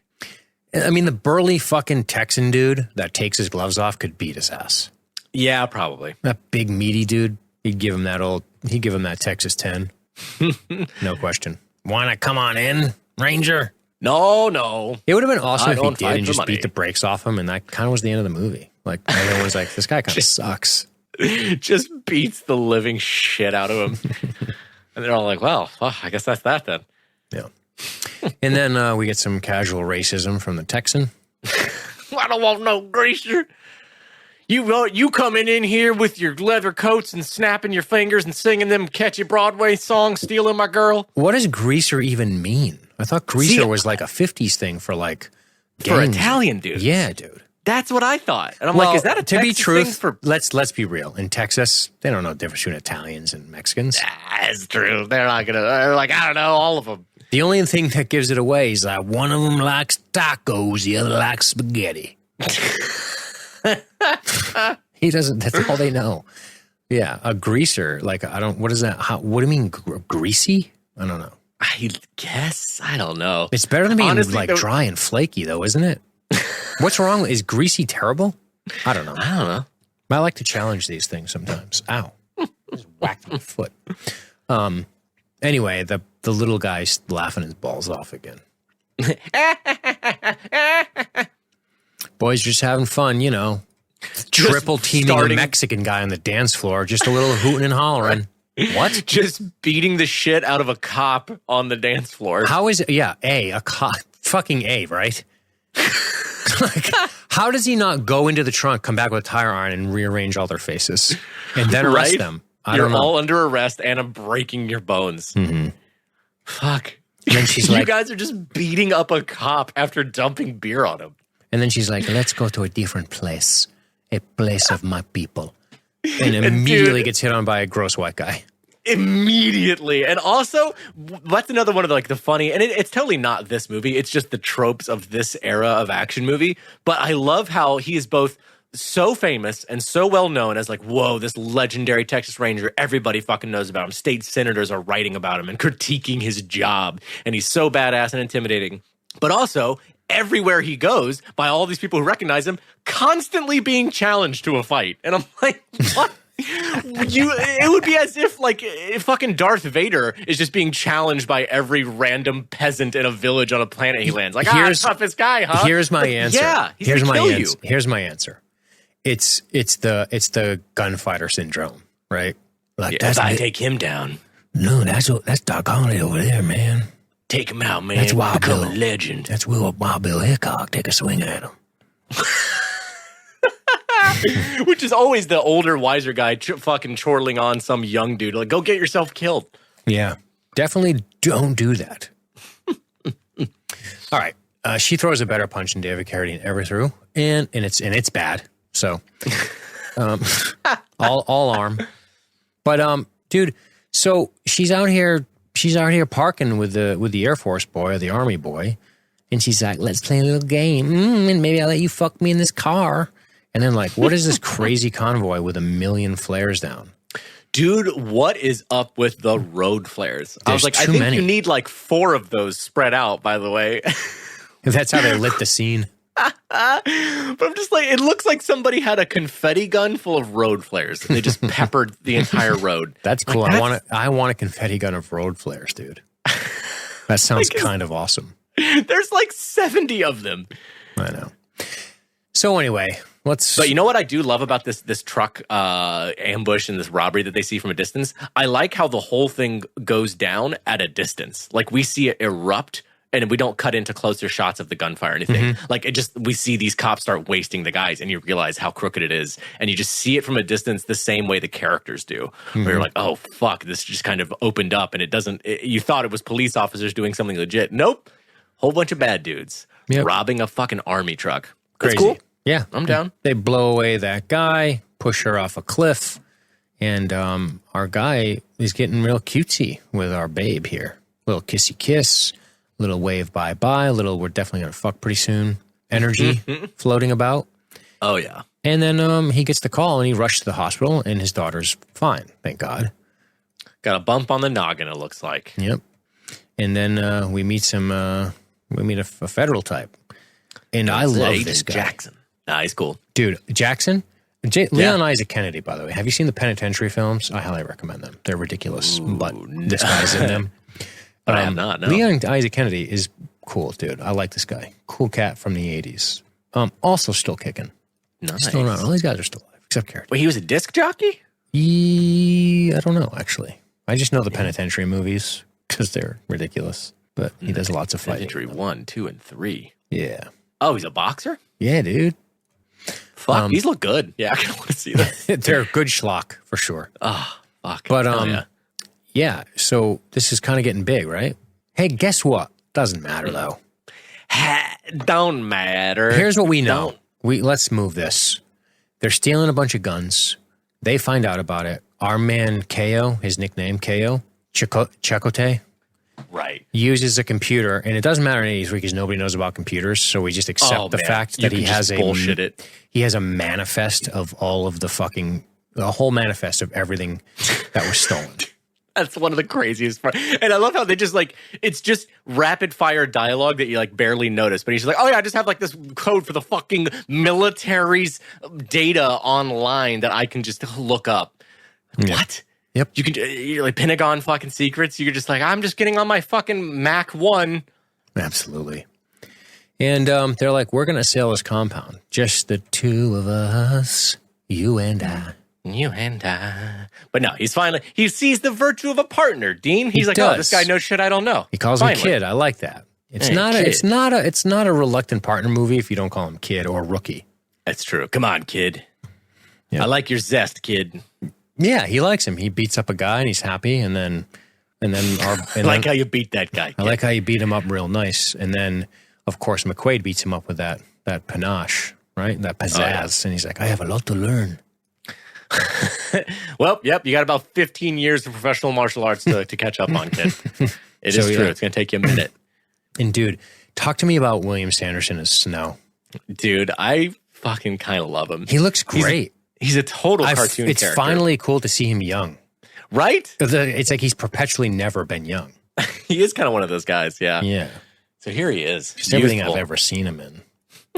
I love how long it takes a room of 3 dudes doing blow to notice 2 cops stroll in. It's 5 feet away. That's one of my favorite parts about that scene. And by young, I mean he's 41. Fuck, man. Holy shit. Oh, shit. He was born a supple 38. He's been that way forever. And then he became 66. Dude, there are some people, I swear to God, it's like they were just born 35. That's just what they were when they were born. True. Like, that's it. Chuck Norris for sure, right? Dude, Chuck Norris was born at 35. Yes, absolutely. He came out and he immediately mail ordered a denim vest. Day 1 of life. That's right. Cowboy boots for sure. Thank you, ma'am. Yeah. Oh, fuck. But yeah, no, this dude, they just waltz in there and they open fire on the police and then they get into a battle. Also, okay, so real quick, I know it doesn't matter. All right, yeah, go ahead. But it's very funny to think about how we got here as the plot goes. They look up on the military computer. What were these trucks that had gotten stolen? What was in there? And it just turns out a whole lot of fucking guns. And tons of hardware, man. Like crazy amounts. Like miniguns and fucking mounted artillery and shit. Like crazy shit. Military hardware. And they then follow that to Snow, to this guy. Because the dialogue basically just says, well, he's up to no good. He has his hand in every bad thing going on out here. Pimping, extortion, you name it. So there's like, I guess we'll just go get him because he probably knows, I guess. Man of the street, big military score, and they figure he might know something. He must know something. So let's chase him down. Yeah, and they do. And dude, no fucking joke, the stunt work of him hopping onto this dude's truck and getting pulled out is fucking badass. Yeah. This shit was cool. I actually really, every now and then when you get to these like old fashioned fucking practical stunts that you don't see as much anymore, you're kind of reminded how much more visceral that is. You're like, fuck, like he's really on that truck. You could see him tumbling off. Mm-hmm. It's dangerous. It looks good. But they get their boy William Sanderson, and there's no due process in Texas. Oh hell no! They're gonna chain you to a tree and beat you up until you tell them. This is kind of classic Texas. But hey, also fucking heart of gold. He saved this fucker from dying in a horrible fire, even after he just tried to run him over. Well, he needs info. Needs that info, dude. Can we talk about LQ Jones's fucking ferociousness? Manhandling his ass. Holy fuck, I love it. It's so good. This is good. a perfect example of wiry toughness. Like, exactly. This is my old man to a T. That's my old man throwing me out of the house. I could literally picture your dad doing that. Absolutely, dude, right? He has that ferocious... My dad has what you would call a very applied strength. Oh, yeah. Right? We used to call it farmer strength. It's where I get it. Come here, boy. Like, he literally... Just the way he talks to him. He's like, come here, son bitch. Get on the ground there. It's so gangster. So good. Puts his foot on his stomach. I know. While he fucking handcuffs him to a tree. Ah, it hurts. Yeah, I know it does. And how good is Sanderson, too? He's great. As the slimy... He even tries to trip LQ Jones as he walks away. Yeah, dude. It's so good. I love the These guys defiance are great. in him. Like, you think he's going to be just a total candy ass, and he's not. He's not. And dude, LQ, can I borrow that contraption? This fucking Mac 10. Yeah, no problem. Oh, I'm going to menace him with a Mac 10 by hope. Oh, and they just look up and like you see his arm twitching and like his fucking eyeballs out of his head and he's just like dying because he's like, oh shit. One of those rounds hit him directly in the eyeball because I shot the ground and it ricocheted up through his orbital bone. Or Whoops, it's just I forgot bullets how so they work. inaccurate, dude. Oh god. Around his face. Okay. Still, it makes the point, which is where they literally tie him to a train, like a tree and wagon wheels. That is so Texas. It's so good. There's nothing more Texas they could have chained him to. Oh yeah, right, and, dude. The second you see him walking up towards those wagon wheels, you're like, oh, that's what they're gonna fucking tie him to. Like, they're gonna fucking tie him to a wagon wheel and fucking get information out of him. Yeah. Yeah. Ah, it's so good. Matthew, question for you. Mm-hmm. After you drop off this guy to be interrogated by your friends, yeah, you know you got to stop off at home. Mm-hmm. And you get home, and this woman who's sweet on you that you've known for 24 hours. 24 hours. Now, I understand. Maybe we could learn each other. Maybe we can learn about each other's cultures. It's possible. I don't want to rule that out. Cleaning your entire house. Cleaned your house. Your house, make no mistake about it, utter shithole. Oh, you garbage. are a horror. You're a garbage. You're a trash person. Trash person. You go to Walmart and flip flops. You're trash. You're trash. You're utter trash. The way you live, and I'm judging it because it's disgusting. I'm not going, well, you know. No, it's gross. It's fucking disgusting. Flies everywhere. It stinks like hell. It's disgusting. Fucking gross. And she's cleaning it. What do you do, Matthew? Well, you know, there are two sides to this coin. Because for one, I go, somebody's just cleaning my fucking house for me.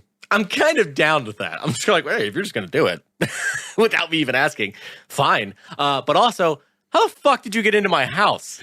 I didn't give you a key. What the fuck? I don't mind the house cleaning. I would definitely, like, it's funny how I forgive things from like 1983 or whatever, because I'm just like, well, maybe it's just more of it's a little more open. Like, it's fine. Like, I get it. But right. I don't mind that. It's when she's like, oh, I threw away your beer. Now this is a crucial moment in the spudding relationship, which is we are about to determine the power dynamic. If you accept this, you bitch. Hey, if you accept this, you're a giant bitch. She's going to walk all over you and in 2 years resent the shit out of you. This is where you have to take a stand, I think. This is where personal boundaries. Yeah. Yeah. Personal boundaries right here. This is where you go, listen, I really appreciate this. Amazing. Awesome. You didn't have to do this. I'm kind of embarrassed, frankly. But you can't throw my shit away. Like, can't throw my shit away. You can throw my trash away. Sure. But you can't throw my shit away. But outside of the context of this movie, And then though, she's if I like, started, Do you if want I me? Wait. Wait. Then she goes, okay, do you want me to drop to my knees and suck on your dick? Would you well. like that? Would you like me to take your white pole and put it in my mouth? All right, throw all the beer away. Throw the whole refrigerator out the window. I don't give a shit. now I don't care. Yeah. But no, outside of the context of this story, this movie, if I had just gone on a date with a woman and the next day I came home to my apartment and they were there cleaning it, I'd be like, hey, cool, I'm calling the cops. Like what the fuck It would are you almost be doing? more weird if she wasn't doing anything. She's just there. She's just sitting amongst the refuse. No, I'm leaving her apartment. I come home and she's just at mine. I'm like, what the fuck? What is she, a vampire? Right? Did I just go on a date with a vampire Lestat? What the fuck is this? Read her thoughts. Oh, shit. Yeah, tough to But say. no, that's weird. It's weird.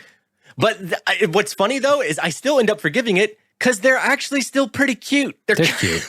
They're cute, man. She cries, but she's got a lot going on. Yeah, she's got a whole fucking thing going on. Let's remember what's going on with this chick's life. Dead husband killed by Carradine. Which I'm like, why aren't you telling this Texas Ranger that you know? Because like, this is somebody who could actually intervene. No, man. These guys are powerful. They'll cut you to pieces. I suppose so. And then he takes her, barefoot, by the way, dumps her in the mud. Oh, this is Dean's ultimate fantasy right here. Oh, man. Just rolling around, barefoot woman in the mud. Yeah, I don't think it is, though. Like, well, come on, with stinky maggots in the mud getting in your hair. It looks great right up until you're like, let's do something more than kiss right here. And whoops, UTI for both of us. There it is. Man, I have mud all over my balls. You don't want mud on your balls. Turns out I have an ass infection now. I didn't even think that could happen, but here it is. I cannot sit down for weeks. I have an ass polyp, is what the doctor's calling it. Jesus Christ. He says it will burst on its own eventually, but probably not fucking in the mud of Texas is the move. So until that time, until I'm fully healed, I'm just going to need you to choke me while I beat it. Going forward, I'm going to put a moratorium on your sexcapades in the mud and advise you to jerk off in a closet while hanging yourself. With the help of a trusted friend or loved one. Is that though, doctor's not on your orders? own. Trusted friend. Matt, I trust the shit out of you. If you want me to supervise your jerk-off choke session, not doing it. Wow. Okay. Wow. Wow, Dean. Thanks. Gee, thanks, you know? You think you know a guy. You think you can trust a friend. Son of a bitch. Dude, I have the letterhead that I was going to send to you to invite you to my formal occasion for that. Right here. Ready to go. I'm just going to fucking rip it up. Fine, then, Dean. Hey, you know what?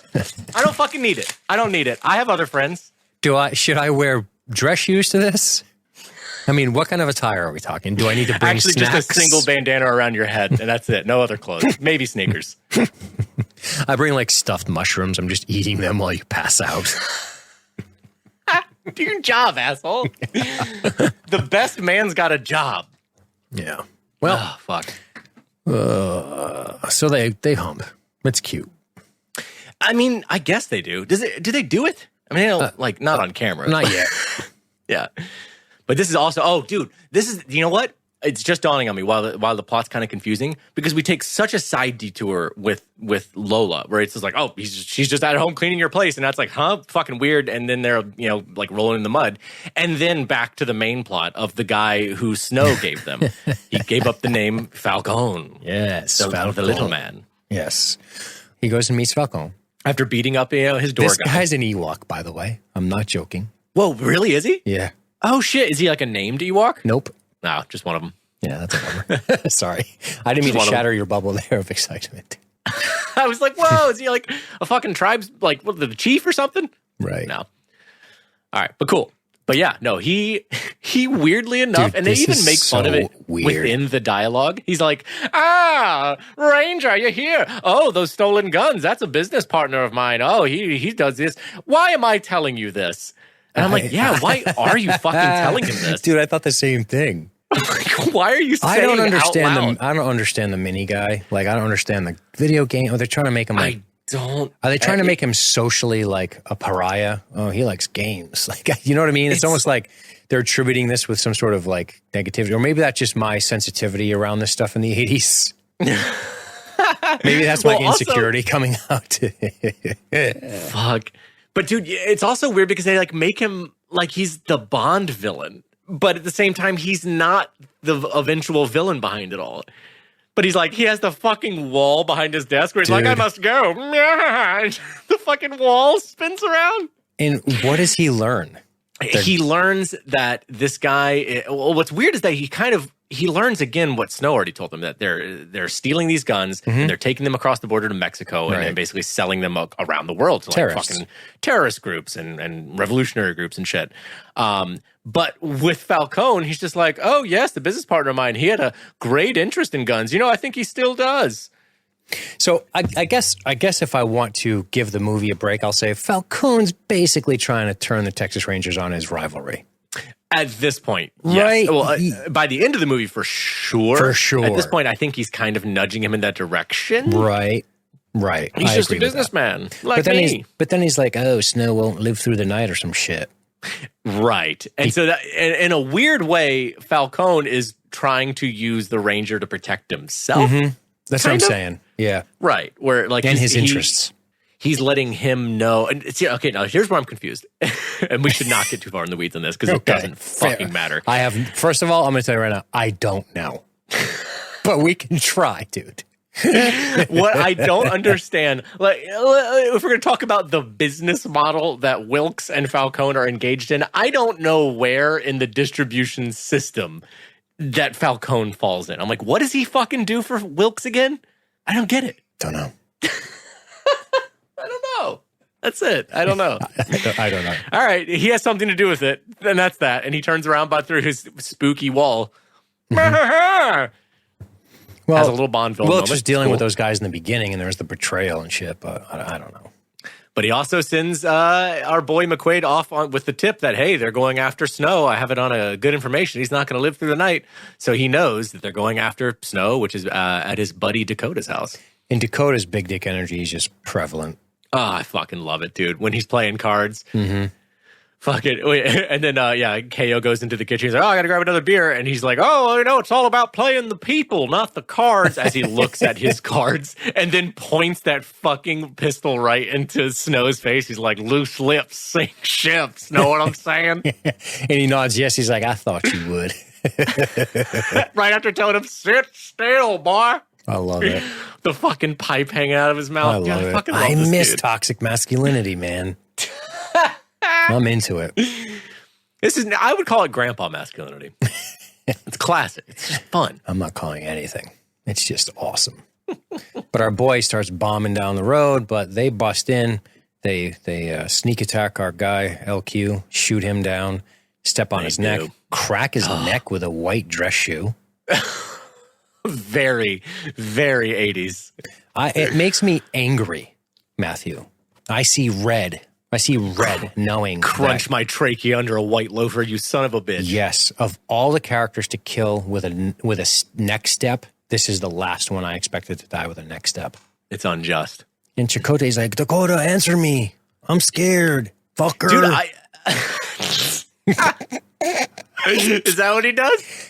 Too bad she won't live. But then again, who does? Oh, fuck. Mm-hmm. But no, dude, weird thing about this scene, why don't they kill him? I mean, yeah, he's still got a gun and they kind of just like ditch after they kill Dakota. I feel like he kind of slips away and hides. Maybe, but he's shouting for him and shit. And they're probably like, if we go around the corner, maybe. Well, you know, one thing about this movie is the gunplay is highly realistic. It's extremely. So it's possible they thought, well, he could be waiting around the corner. He has a drop on us. Let's sort of back away.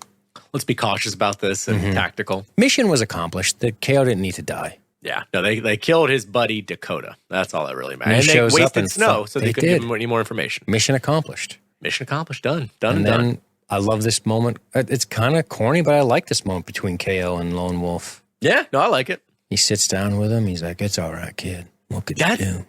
the other fun thing about this movie, Right. even though it's like super slap happy, silly, over the top, corny 80s fucking action hero trope shit in a lot of silly ways, these moments actually kind of work for me. I think it's actually pretty good. Well, let's talk about the task force, because now we got to start moving towards the assault.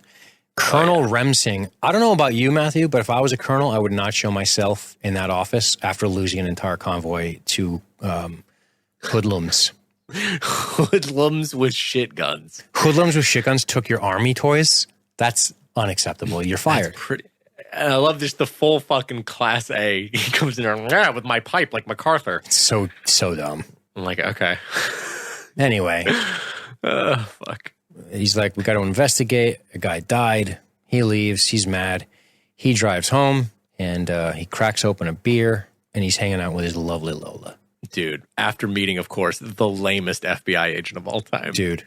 FBI agent Burnside. Burnside. Dude, this fucking pencil pusher. You violated every jurisdiction in the book. Did he? What? Who talks like that, dude? Who talks like that? Nobody. He's the only person in the room who's like a fucking full-blown character. Everybody else is like semi-realistic at least. And he's just like, I'm from a TV show. Yeah. You broke the rules. I'm like, I guess. Yeah. Fucking silly. But yeah, heads home to his lady. And at night, this guy straps a silencer onto his MAC-10, wastes the guy's dog, and then smirks. Love killing dogs. Also, I find it highly unrealistic that dog wouldn't bark at him. It's supposed to be a wolf. Lightly growling. Oh, man. Is it supposed to be a wolf? He does. It says on the subtitles, wolf growls. Okay. So I guess he's just a fucking full-blown wolf. Yeah. Wolves don't bark. There's that. That's kind of a thing, actually. Oh, really? Yeah, they do. Jessica used to walk these wolf hybrids. Oh, shit. They were half-breeds. And, dude, they loved her. They have this, like, pack mentality. So, like, eventually they accepted intense. her. And when she would go to their house, they were so happy that it was walk time.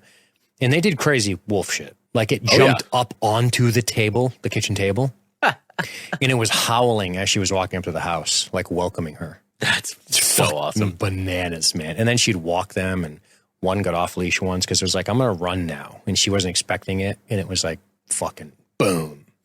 But yeah, but one thing, they barked a little because they were dogs, but they didn't. And I saw them like through a fence. Their paws were huge. But I remember thinking like, it's weird they don't really bark. They just kind of howl and talk and stuff. Like dogs bark, wolves don't. So fucking it's weird. kind of weird to see hybrids.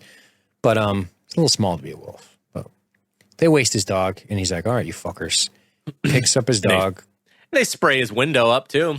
Yeah, but doesn't he? Oh, they do that first? No. They shoot his dog first, and he wakes up, and then they spray it into his window. Okay, so they're just kind of, what are they, sending a message? Yeah, and even like he literally gets in the car, and David Carradine's like, "Did he get the message?" Like, yeah, I gave him the message. They fucking drive out. That's it. Oh fuck, those bastards! So they peel out. He shoots a couple rounds at him. He walks off with his dog, and then he goes. His daughter's out of the hospital, and he brings his daughter home. And we know that mom plans to move because she's an independent woman now, and she's got a life, and she's got to get on with her life. She got a good job. And I think, doesn't she say is she with a dude? I can't remember. But she got, I know for sure she got independent lady. But yeah, she's going to move. And I think they say to California, or at least to a town in Texas. It's far away. It's far away. But it doesn't matter because our guy's back at home walking around with a holster in his house. Oh, yeah. Good call, probably, after they shoot up your window. Definitely. And Jackson shows up, and does he not have just the coolest motherfucker energy in that walk? Oh, with the coat slung over the shoulder? Come on, dude. Fuck yeah, dude. Jackson, he's like proto Jerry Curl. It's true. It's something awesome. Between a fro and a Jerry Curl. It's getting there. It's almost time to let your soul glow. But not quite yet. That's a few years, 3 or 4 years away. And he's like, bro, I can fly a motherfucking plane. Dude, I actually kind of love the hard cut where he's like, all right, well, we're going to get some shit done. And then just bam, they're in a plane. Absolutely. Do you love, I think Jackson was in Nam. Can I just make this up? Was in Nam? I'm going to make that. His character was in Nam. I'd buy it. Yeah, he probably was a pilot. See, there you go. Yeah, I could get down with that. It's fucking cool. Right. I like it. And they do some reconnaissance of some nasty old country. And they Because find... right now, the other dude, we forgot the biggest fucking buddy cop trope yet. You're off the case. Yeah, You're got off busted. the fucking case, McQuade. Do you want my star? That won't be necessary. He's just suspended right now. So he's off the force. Yeah, He's not well, official right now. But Jackson's like, fuck it. I'm going to help you. Mm-hmm. And they go out to find the actual place where they're storing all these guns. And they do. And they do. They Massive reconnoiter. warehouse. Yeah, they reconnoiter it. And then they get these other guys, despite the suspension, to roll in together. So they're rolling. How does it feel to be babysitting Burnside? Yeah. Feds. I love it. I love it. These guys got I some love hard... that Jackson's a Fed, but he's like one of the good ones. Yeah, dude, he ain't playing with these fucking pencil pushers. He makes that clear. He's not, pencil pusher Burnside. He is, man. Nice hat, by the way. And I got to be honest with you. This could be some pretty bad tactics here. 3 guys cannot assail this compound. No, they cannot. Dude. Not even close. It's pretty unbelievable that they would even go this close. And they do not have the equipment for it.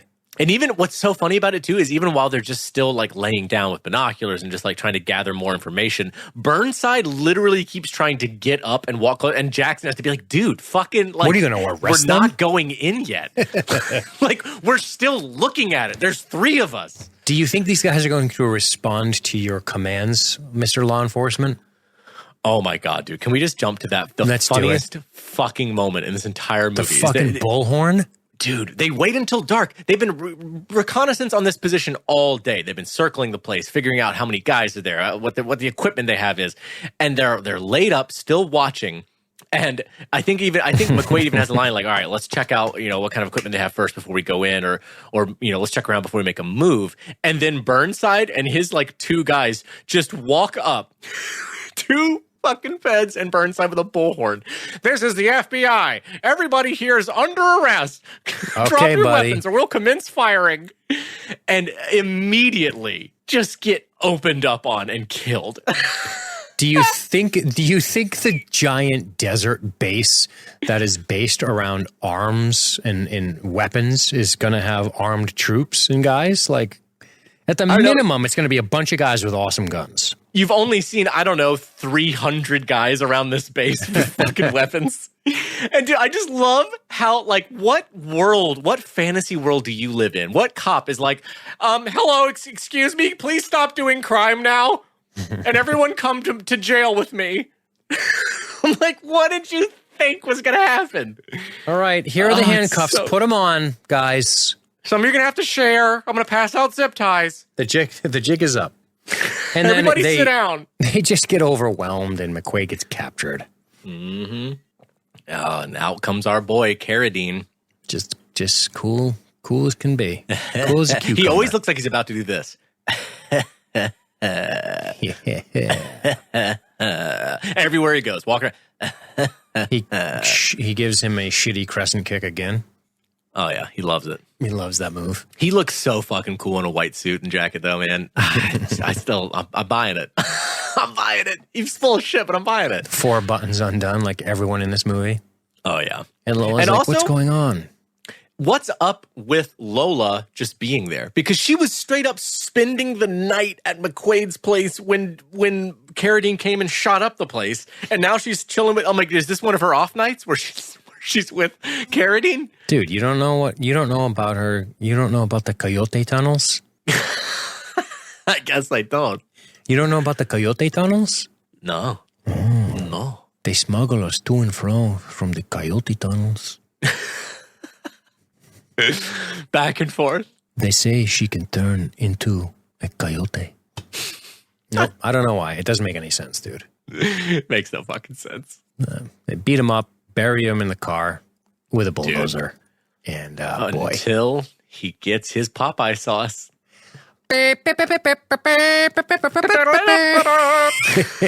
Which is dumping beer all over his head.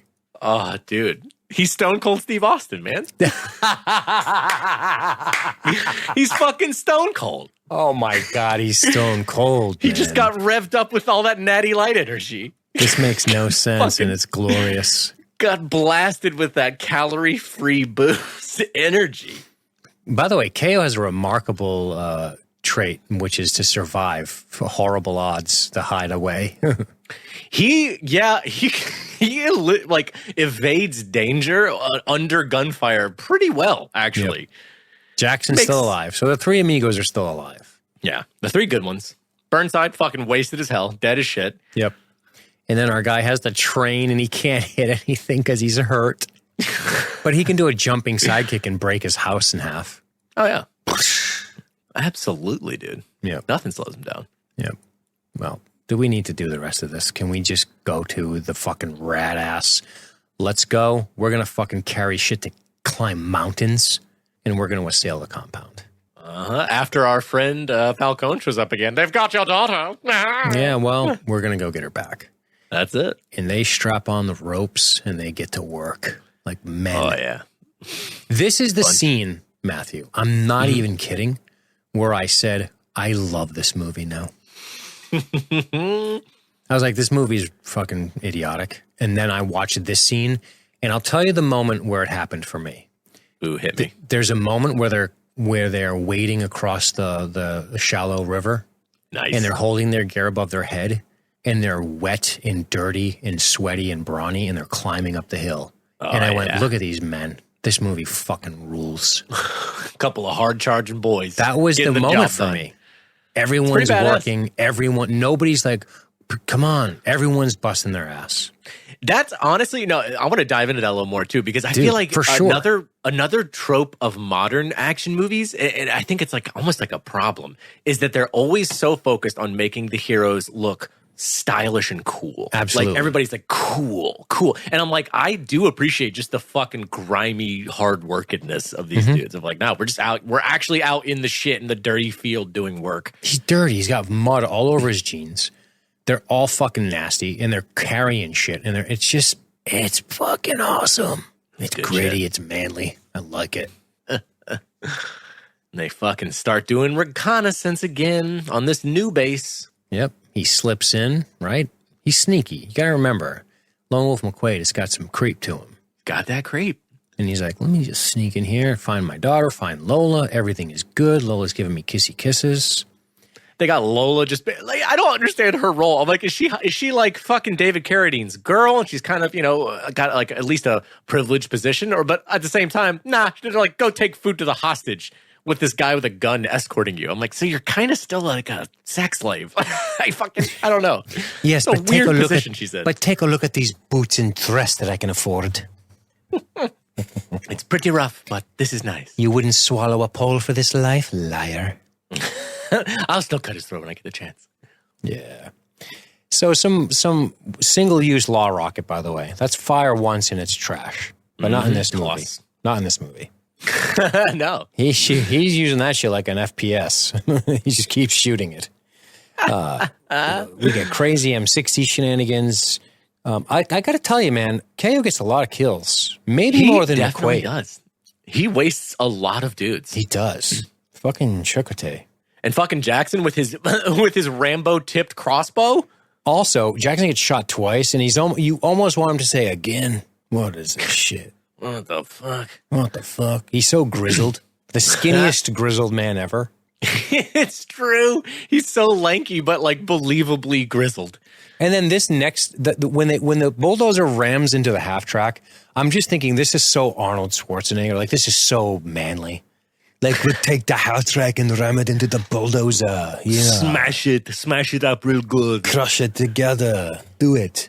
And yes, a bulldozer wins this fight 100% of the time because it's like, it's 100,000 pounds, dude. Yeah. It's so heavy. The half track weighs like what? I don't even know, but a bulldozer is many, many, many, many, many tons.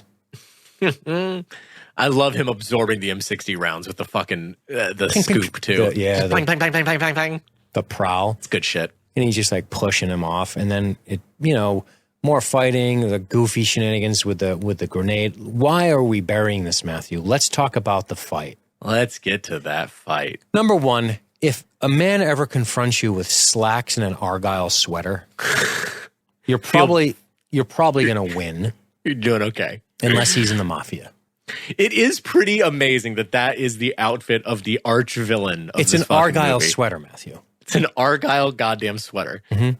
This is the same sweater that bankrupt you out of fucking shopping at Express for Men. Holy shit. No, that was underwear. That was underwear and t-shirts that bankrupted me. Dude, that Argyle sweatshirt cost $400. Dude, you're not wrong. And the best part about that Argyle sweater, it's pretty much ruined. Dude, they get so gross and dirty. It's disgusting. You're sweating in it. You don't have a t-shirt on. Do you have to dry clean something like that? I don't even know. You can't. That thing will come out the size, like baby size, if you wash it. It's fucked. You're done. You wasted all your money on your Argyle sweater. See, he doesn't have any fighting clothes. He's so intent on being the fancy boy rich villain that he doesn't have any just down in the dirt fighting clothes. And what is he doing? A nice suit. Have you ever seen my Cobra style? What are you doing? Oh man, the hands. It's stupid. The floaty hands. The fucking floaty, the animal hands. This is my monkey attack. It's animal hands, boss. Oh, fuck. And the movie tries to convince us he knows anything about martial arts. And it tries to convince us that Chuck Norris would not just beat the brakes off him in seconds. Just Dude, tear him apart. Every movement he does is bad. He doesn't have the gift of grace. And you have obviously a much better eye for this than me. You've done a lot more with martial arts. The only thing I feel like I can spot is he always looks like he's on the verge of losing his balance. And Chuck Norris never looks 100%. like that. He looks 100%. completely balanced every movie he makes. 100%. There's a far shot when he's stepping towards him. It's at 1 hour 36 and 40 seconds. And he's so clumsy. Hour 36, you said? 1 hour 36 in about 38 seconds. Just Just the shimmy in his hips just looks like, ugh. I think I see it. Yeah. It's just bad. Chuck is just so tight. You know what I mean? Like trained again.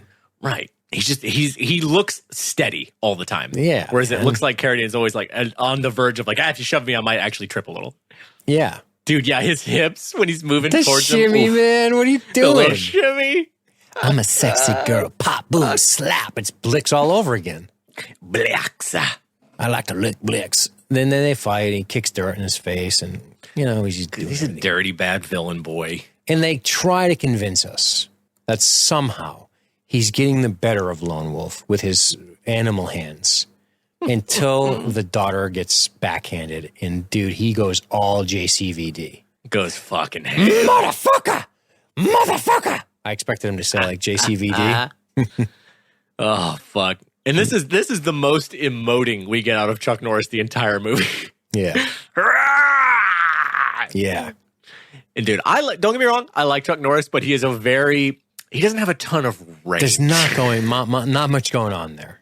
Not a ton of range, but he stays in his lane very well. He plays this fucking badass dude very well. I'll give it to him. He does. He's made a living doing what he does, but I always feel like he never quite had the charisma level. No. The Clint he just Eastwood doesn't, man. does. Yes, exactly. Or Schwarzenegger. Or Stallone for that matter. Yeah. And he's not like a heartthrob.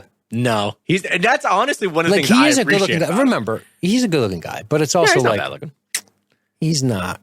He is the most working class looking dude of our fucking action heroes. That is for sure. The guy looks like he's bull raking for cohogs. You know what I mean? Like he's packing crates in the back of a truck. Fucking guy's bull raking for cohogs on the weekends to make a few extra bucks. Fucking fighting off COPD. Oh fuck! And then the girl gets killed. I'm like, oh, the bummer, dude. Yeah, what the fuck? I didn't see that one coming. I actually really didn't. And I was like, shit. And I actually do like how even Carradine's like, oh fuck, I didn't want to do that. Yeah, I really wasn't trying to kill her. Yeah, she was so good looking. And obviously, little man doesn't get his guns, and Chuck cleans up with Jackson. They take a nice photo op. That piece of shit busts in the middle. Also, worst KO. Right. And then we get this moment at the end where he's like, there's a robbery with hostages. I'm on vacation.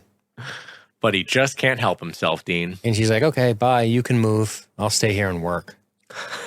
And the way she just kind of says, "You'll never change, McQuade," and it's like a yuck 'em up kind of like. He'll never change. It's like the end of a Brady Bunch episode kind of thing. It's a little bit. Honey, I just got to go kill people. Yeah. Like, sorry, daughter, I'm not going to be in your life because I do this. Dude, it's one of those, like, we're just going to gloss over it, but it's actually kind of dark. I'll just never be close to human beings ever again. I only kill. It's Lone Wolf McQuade. I have no relationships. I have the hands of a butcher, not the hands of a doctor. I apologize. This is my life.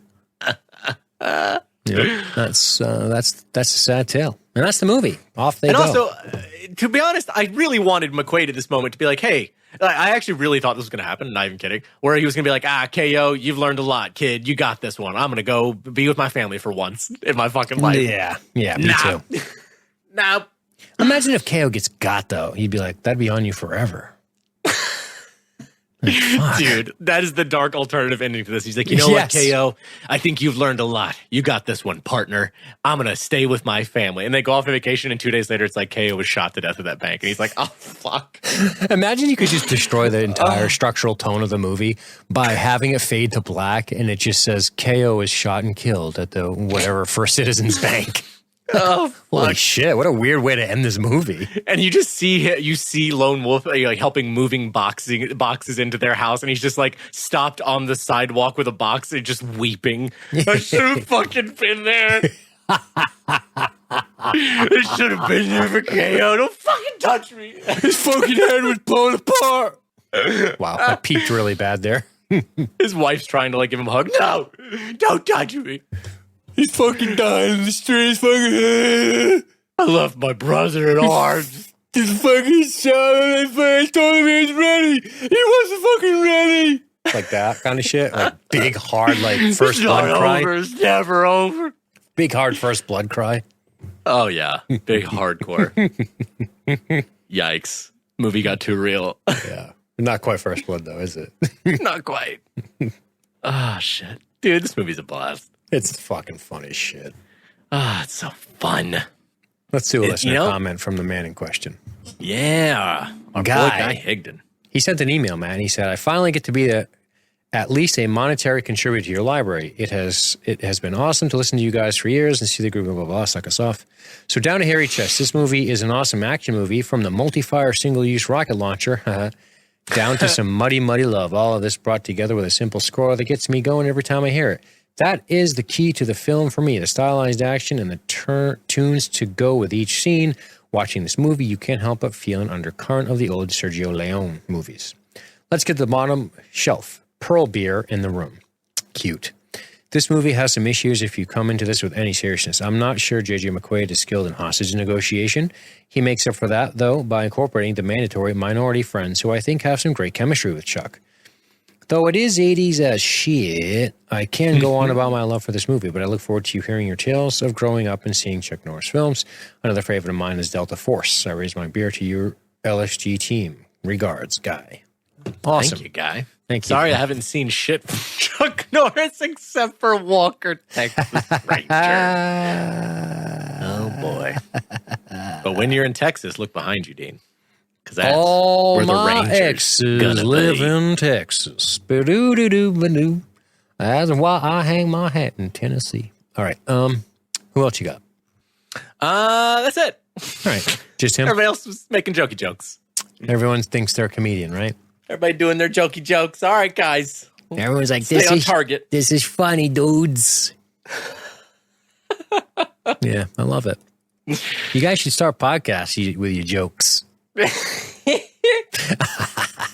I'm just teasing. I love you guys. I'm just busting your balls. You know who you are, though. You know the listeners. Like, I'm not going to out them because it's mean. But the listeners who think they're super, super funny with their posts, there's a few of them. They got their jokey jokes. They're like, oh, this one's pretty funny sometimes. Yeah, and they're like, this one's going to knock them dead. It's awesome. I'm not being an asshole. I hope they don't make fun of it on the podcast. No, whatever. It's like this, we do the same shit, but that's true. Yeah, we get paid though. So I guess that wraps up Lone Wolf McQuade. Fuck. Dude, why does anyone like us? Happy hey, happy 4th of July. Happy 4th. You earned it. You earned it. Happy independence from tyranny. Oh, fuck. Yeah. Fucking. This was a great way to celebrate it, though, with Chuck Norris channeling Paul Revere's beer blood into him to just channel pure American freedom out of that dirt pit. All right, man. I gotta get out of here. Fuck. I got a ton of podcast money to spend. You want to go with me? Yeah, let's get on our yacht. Let's get out of here.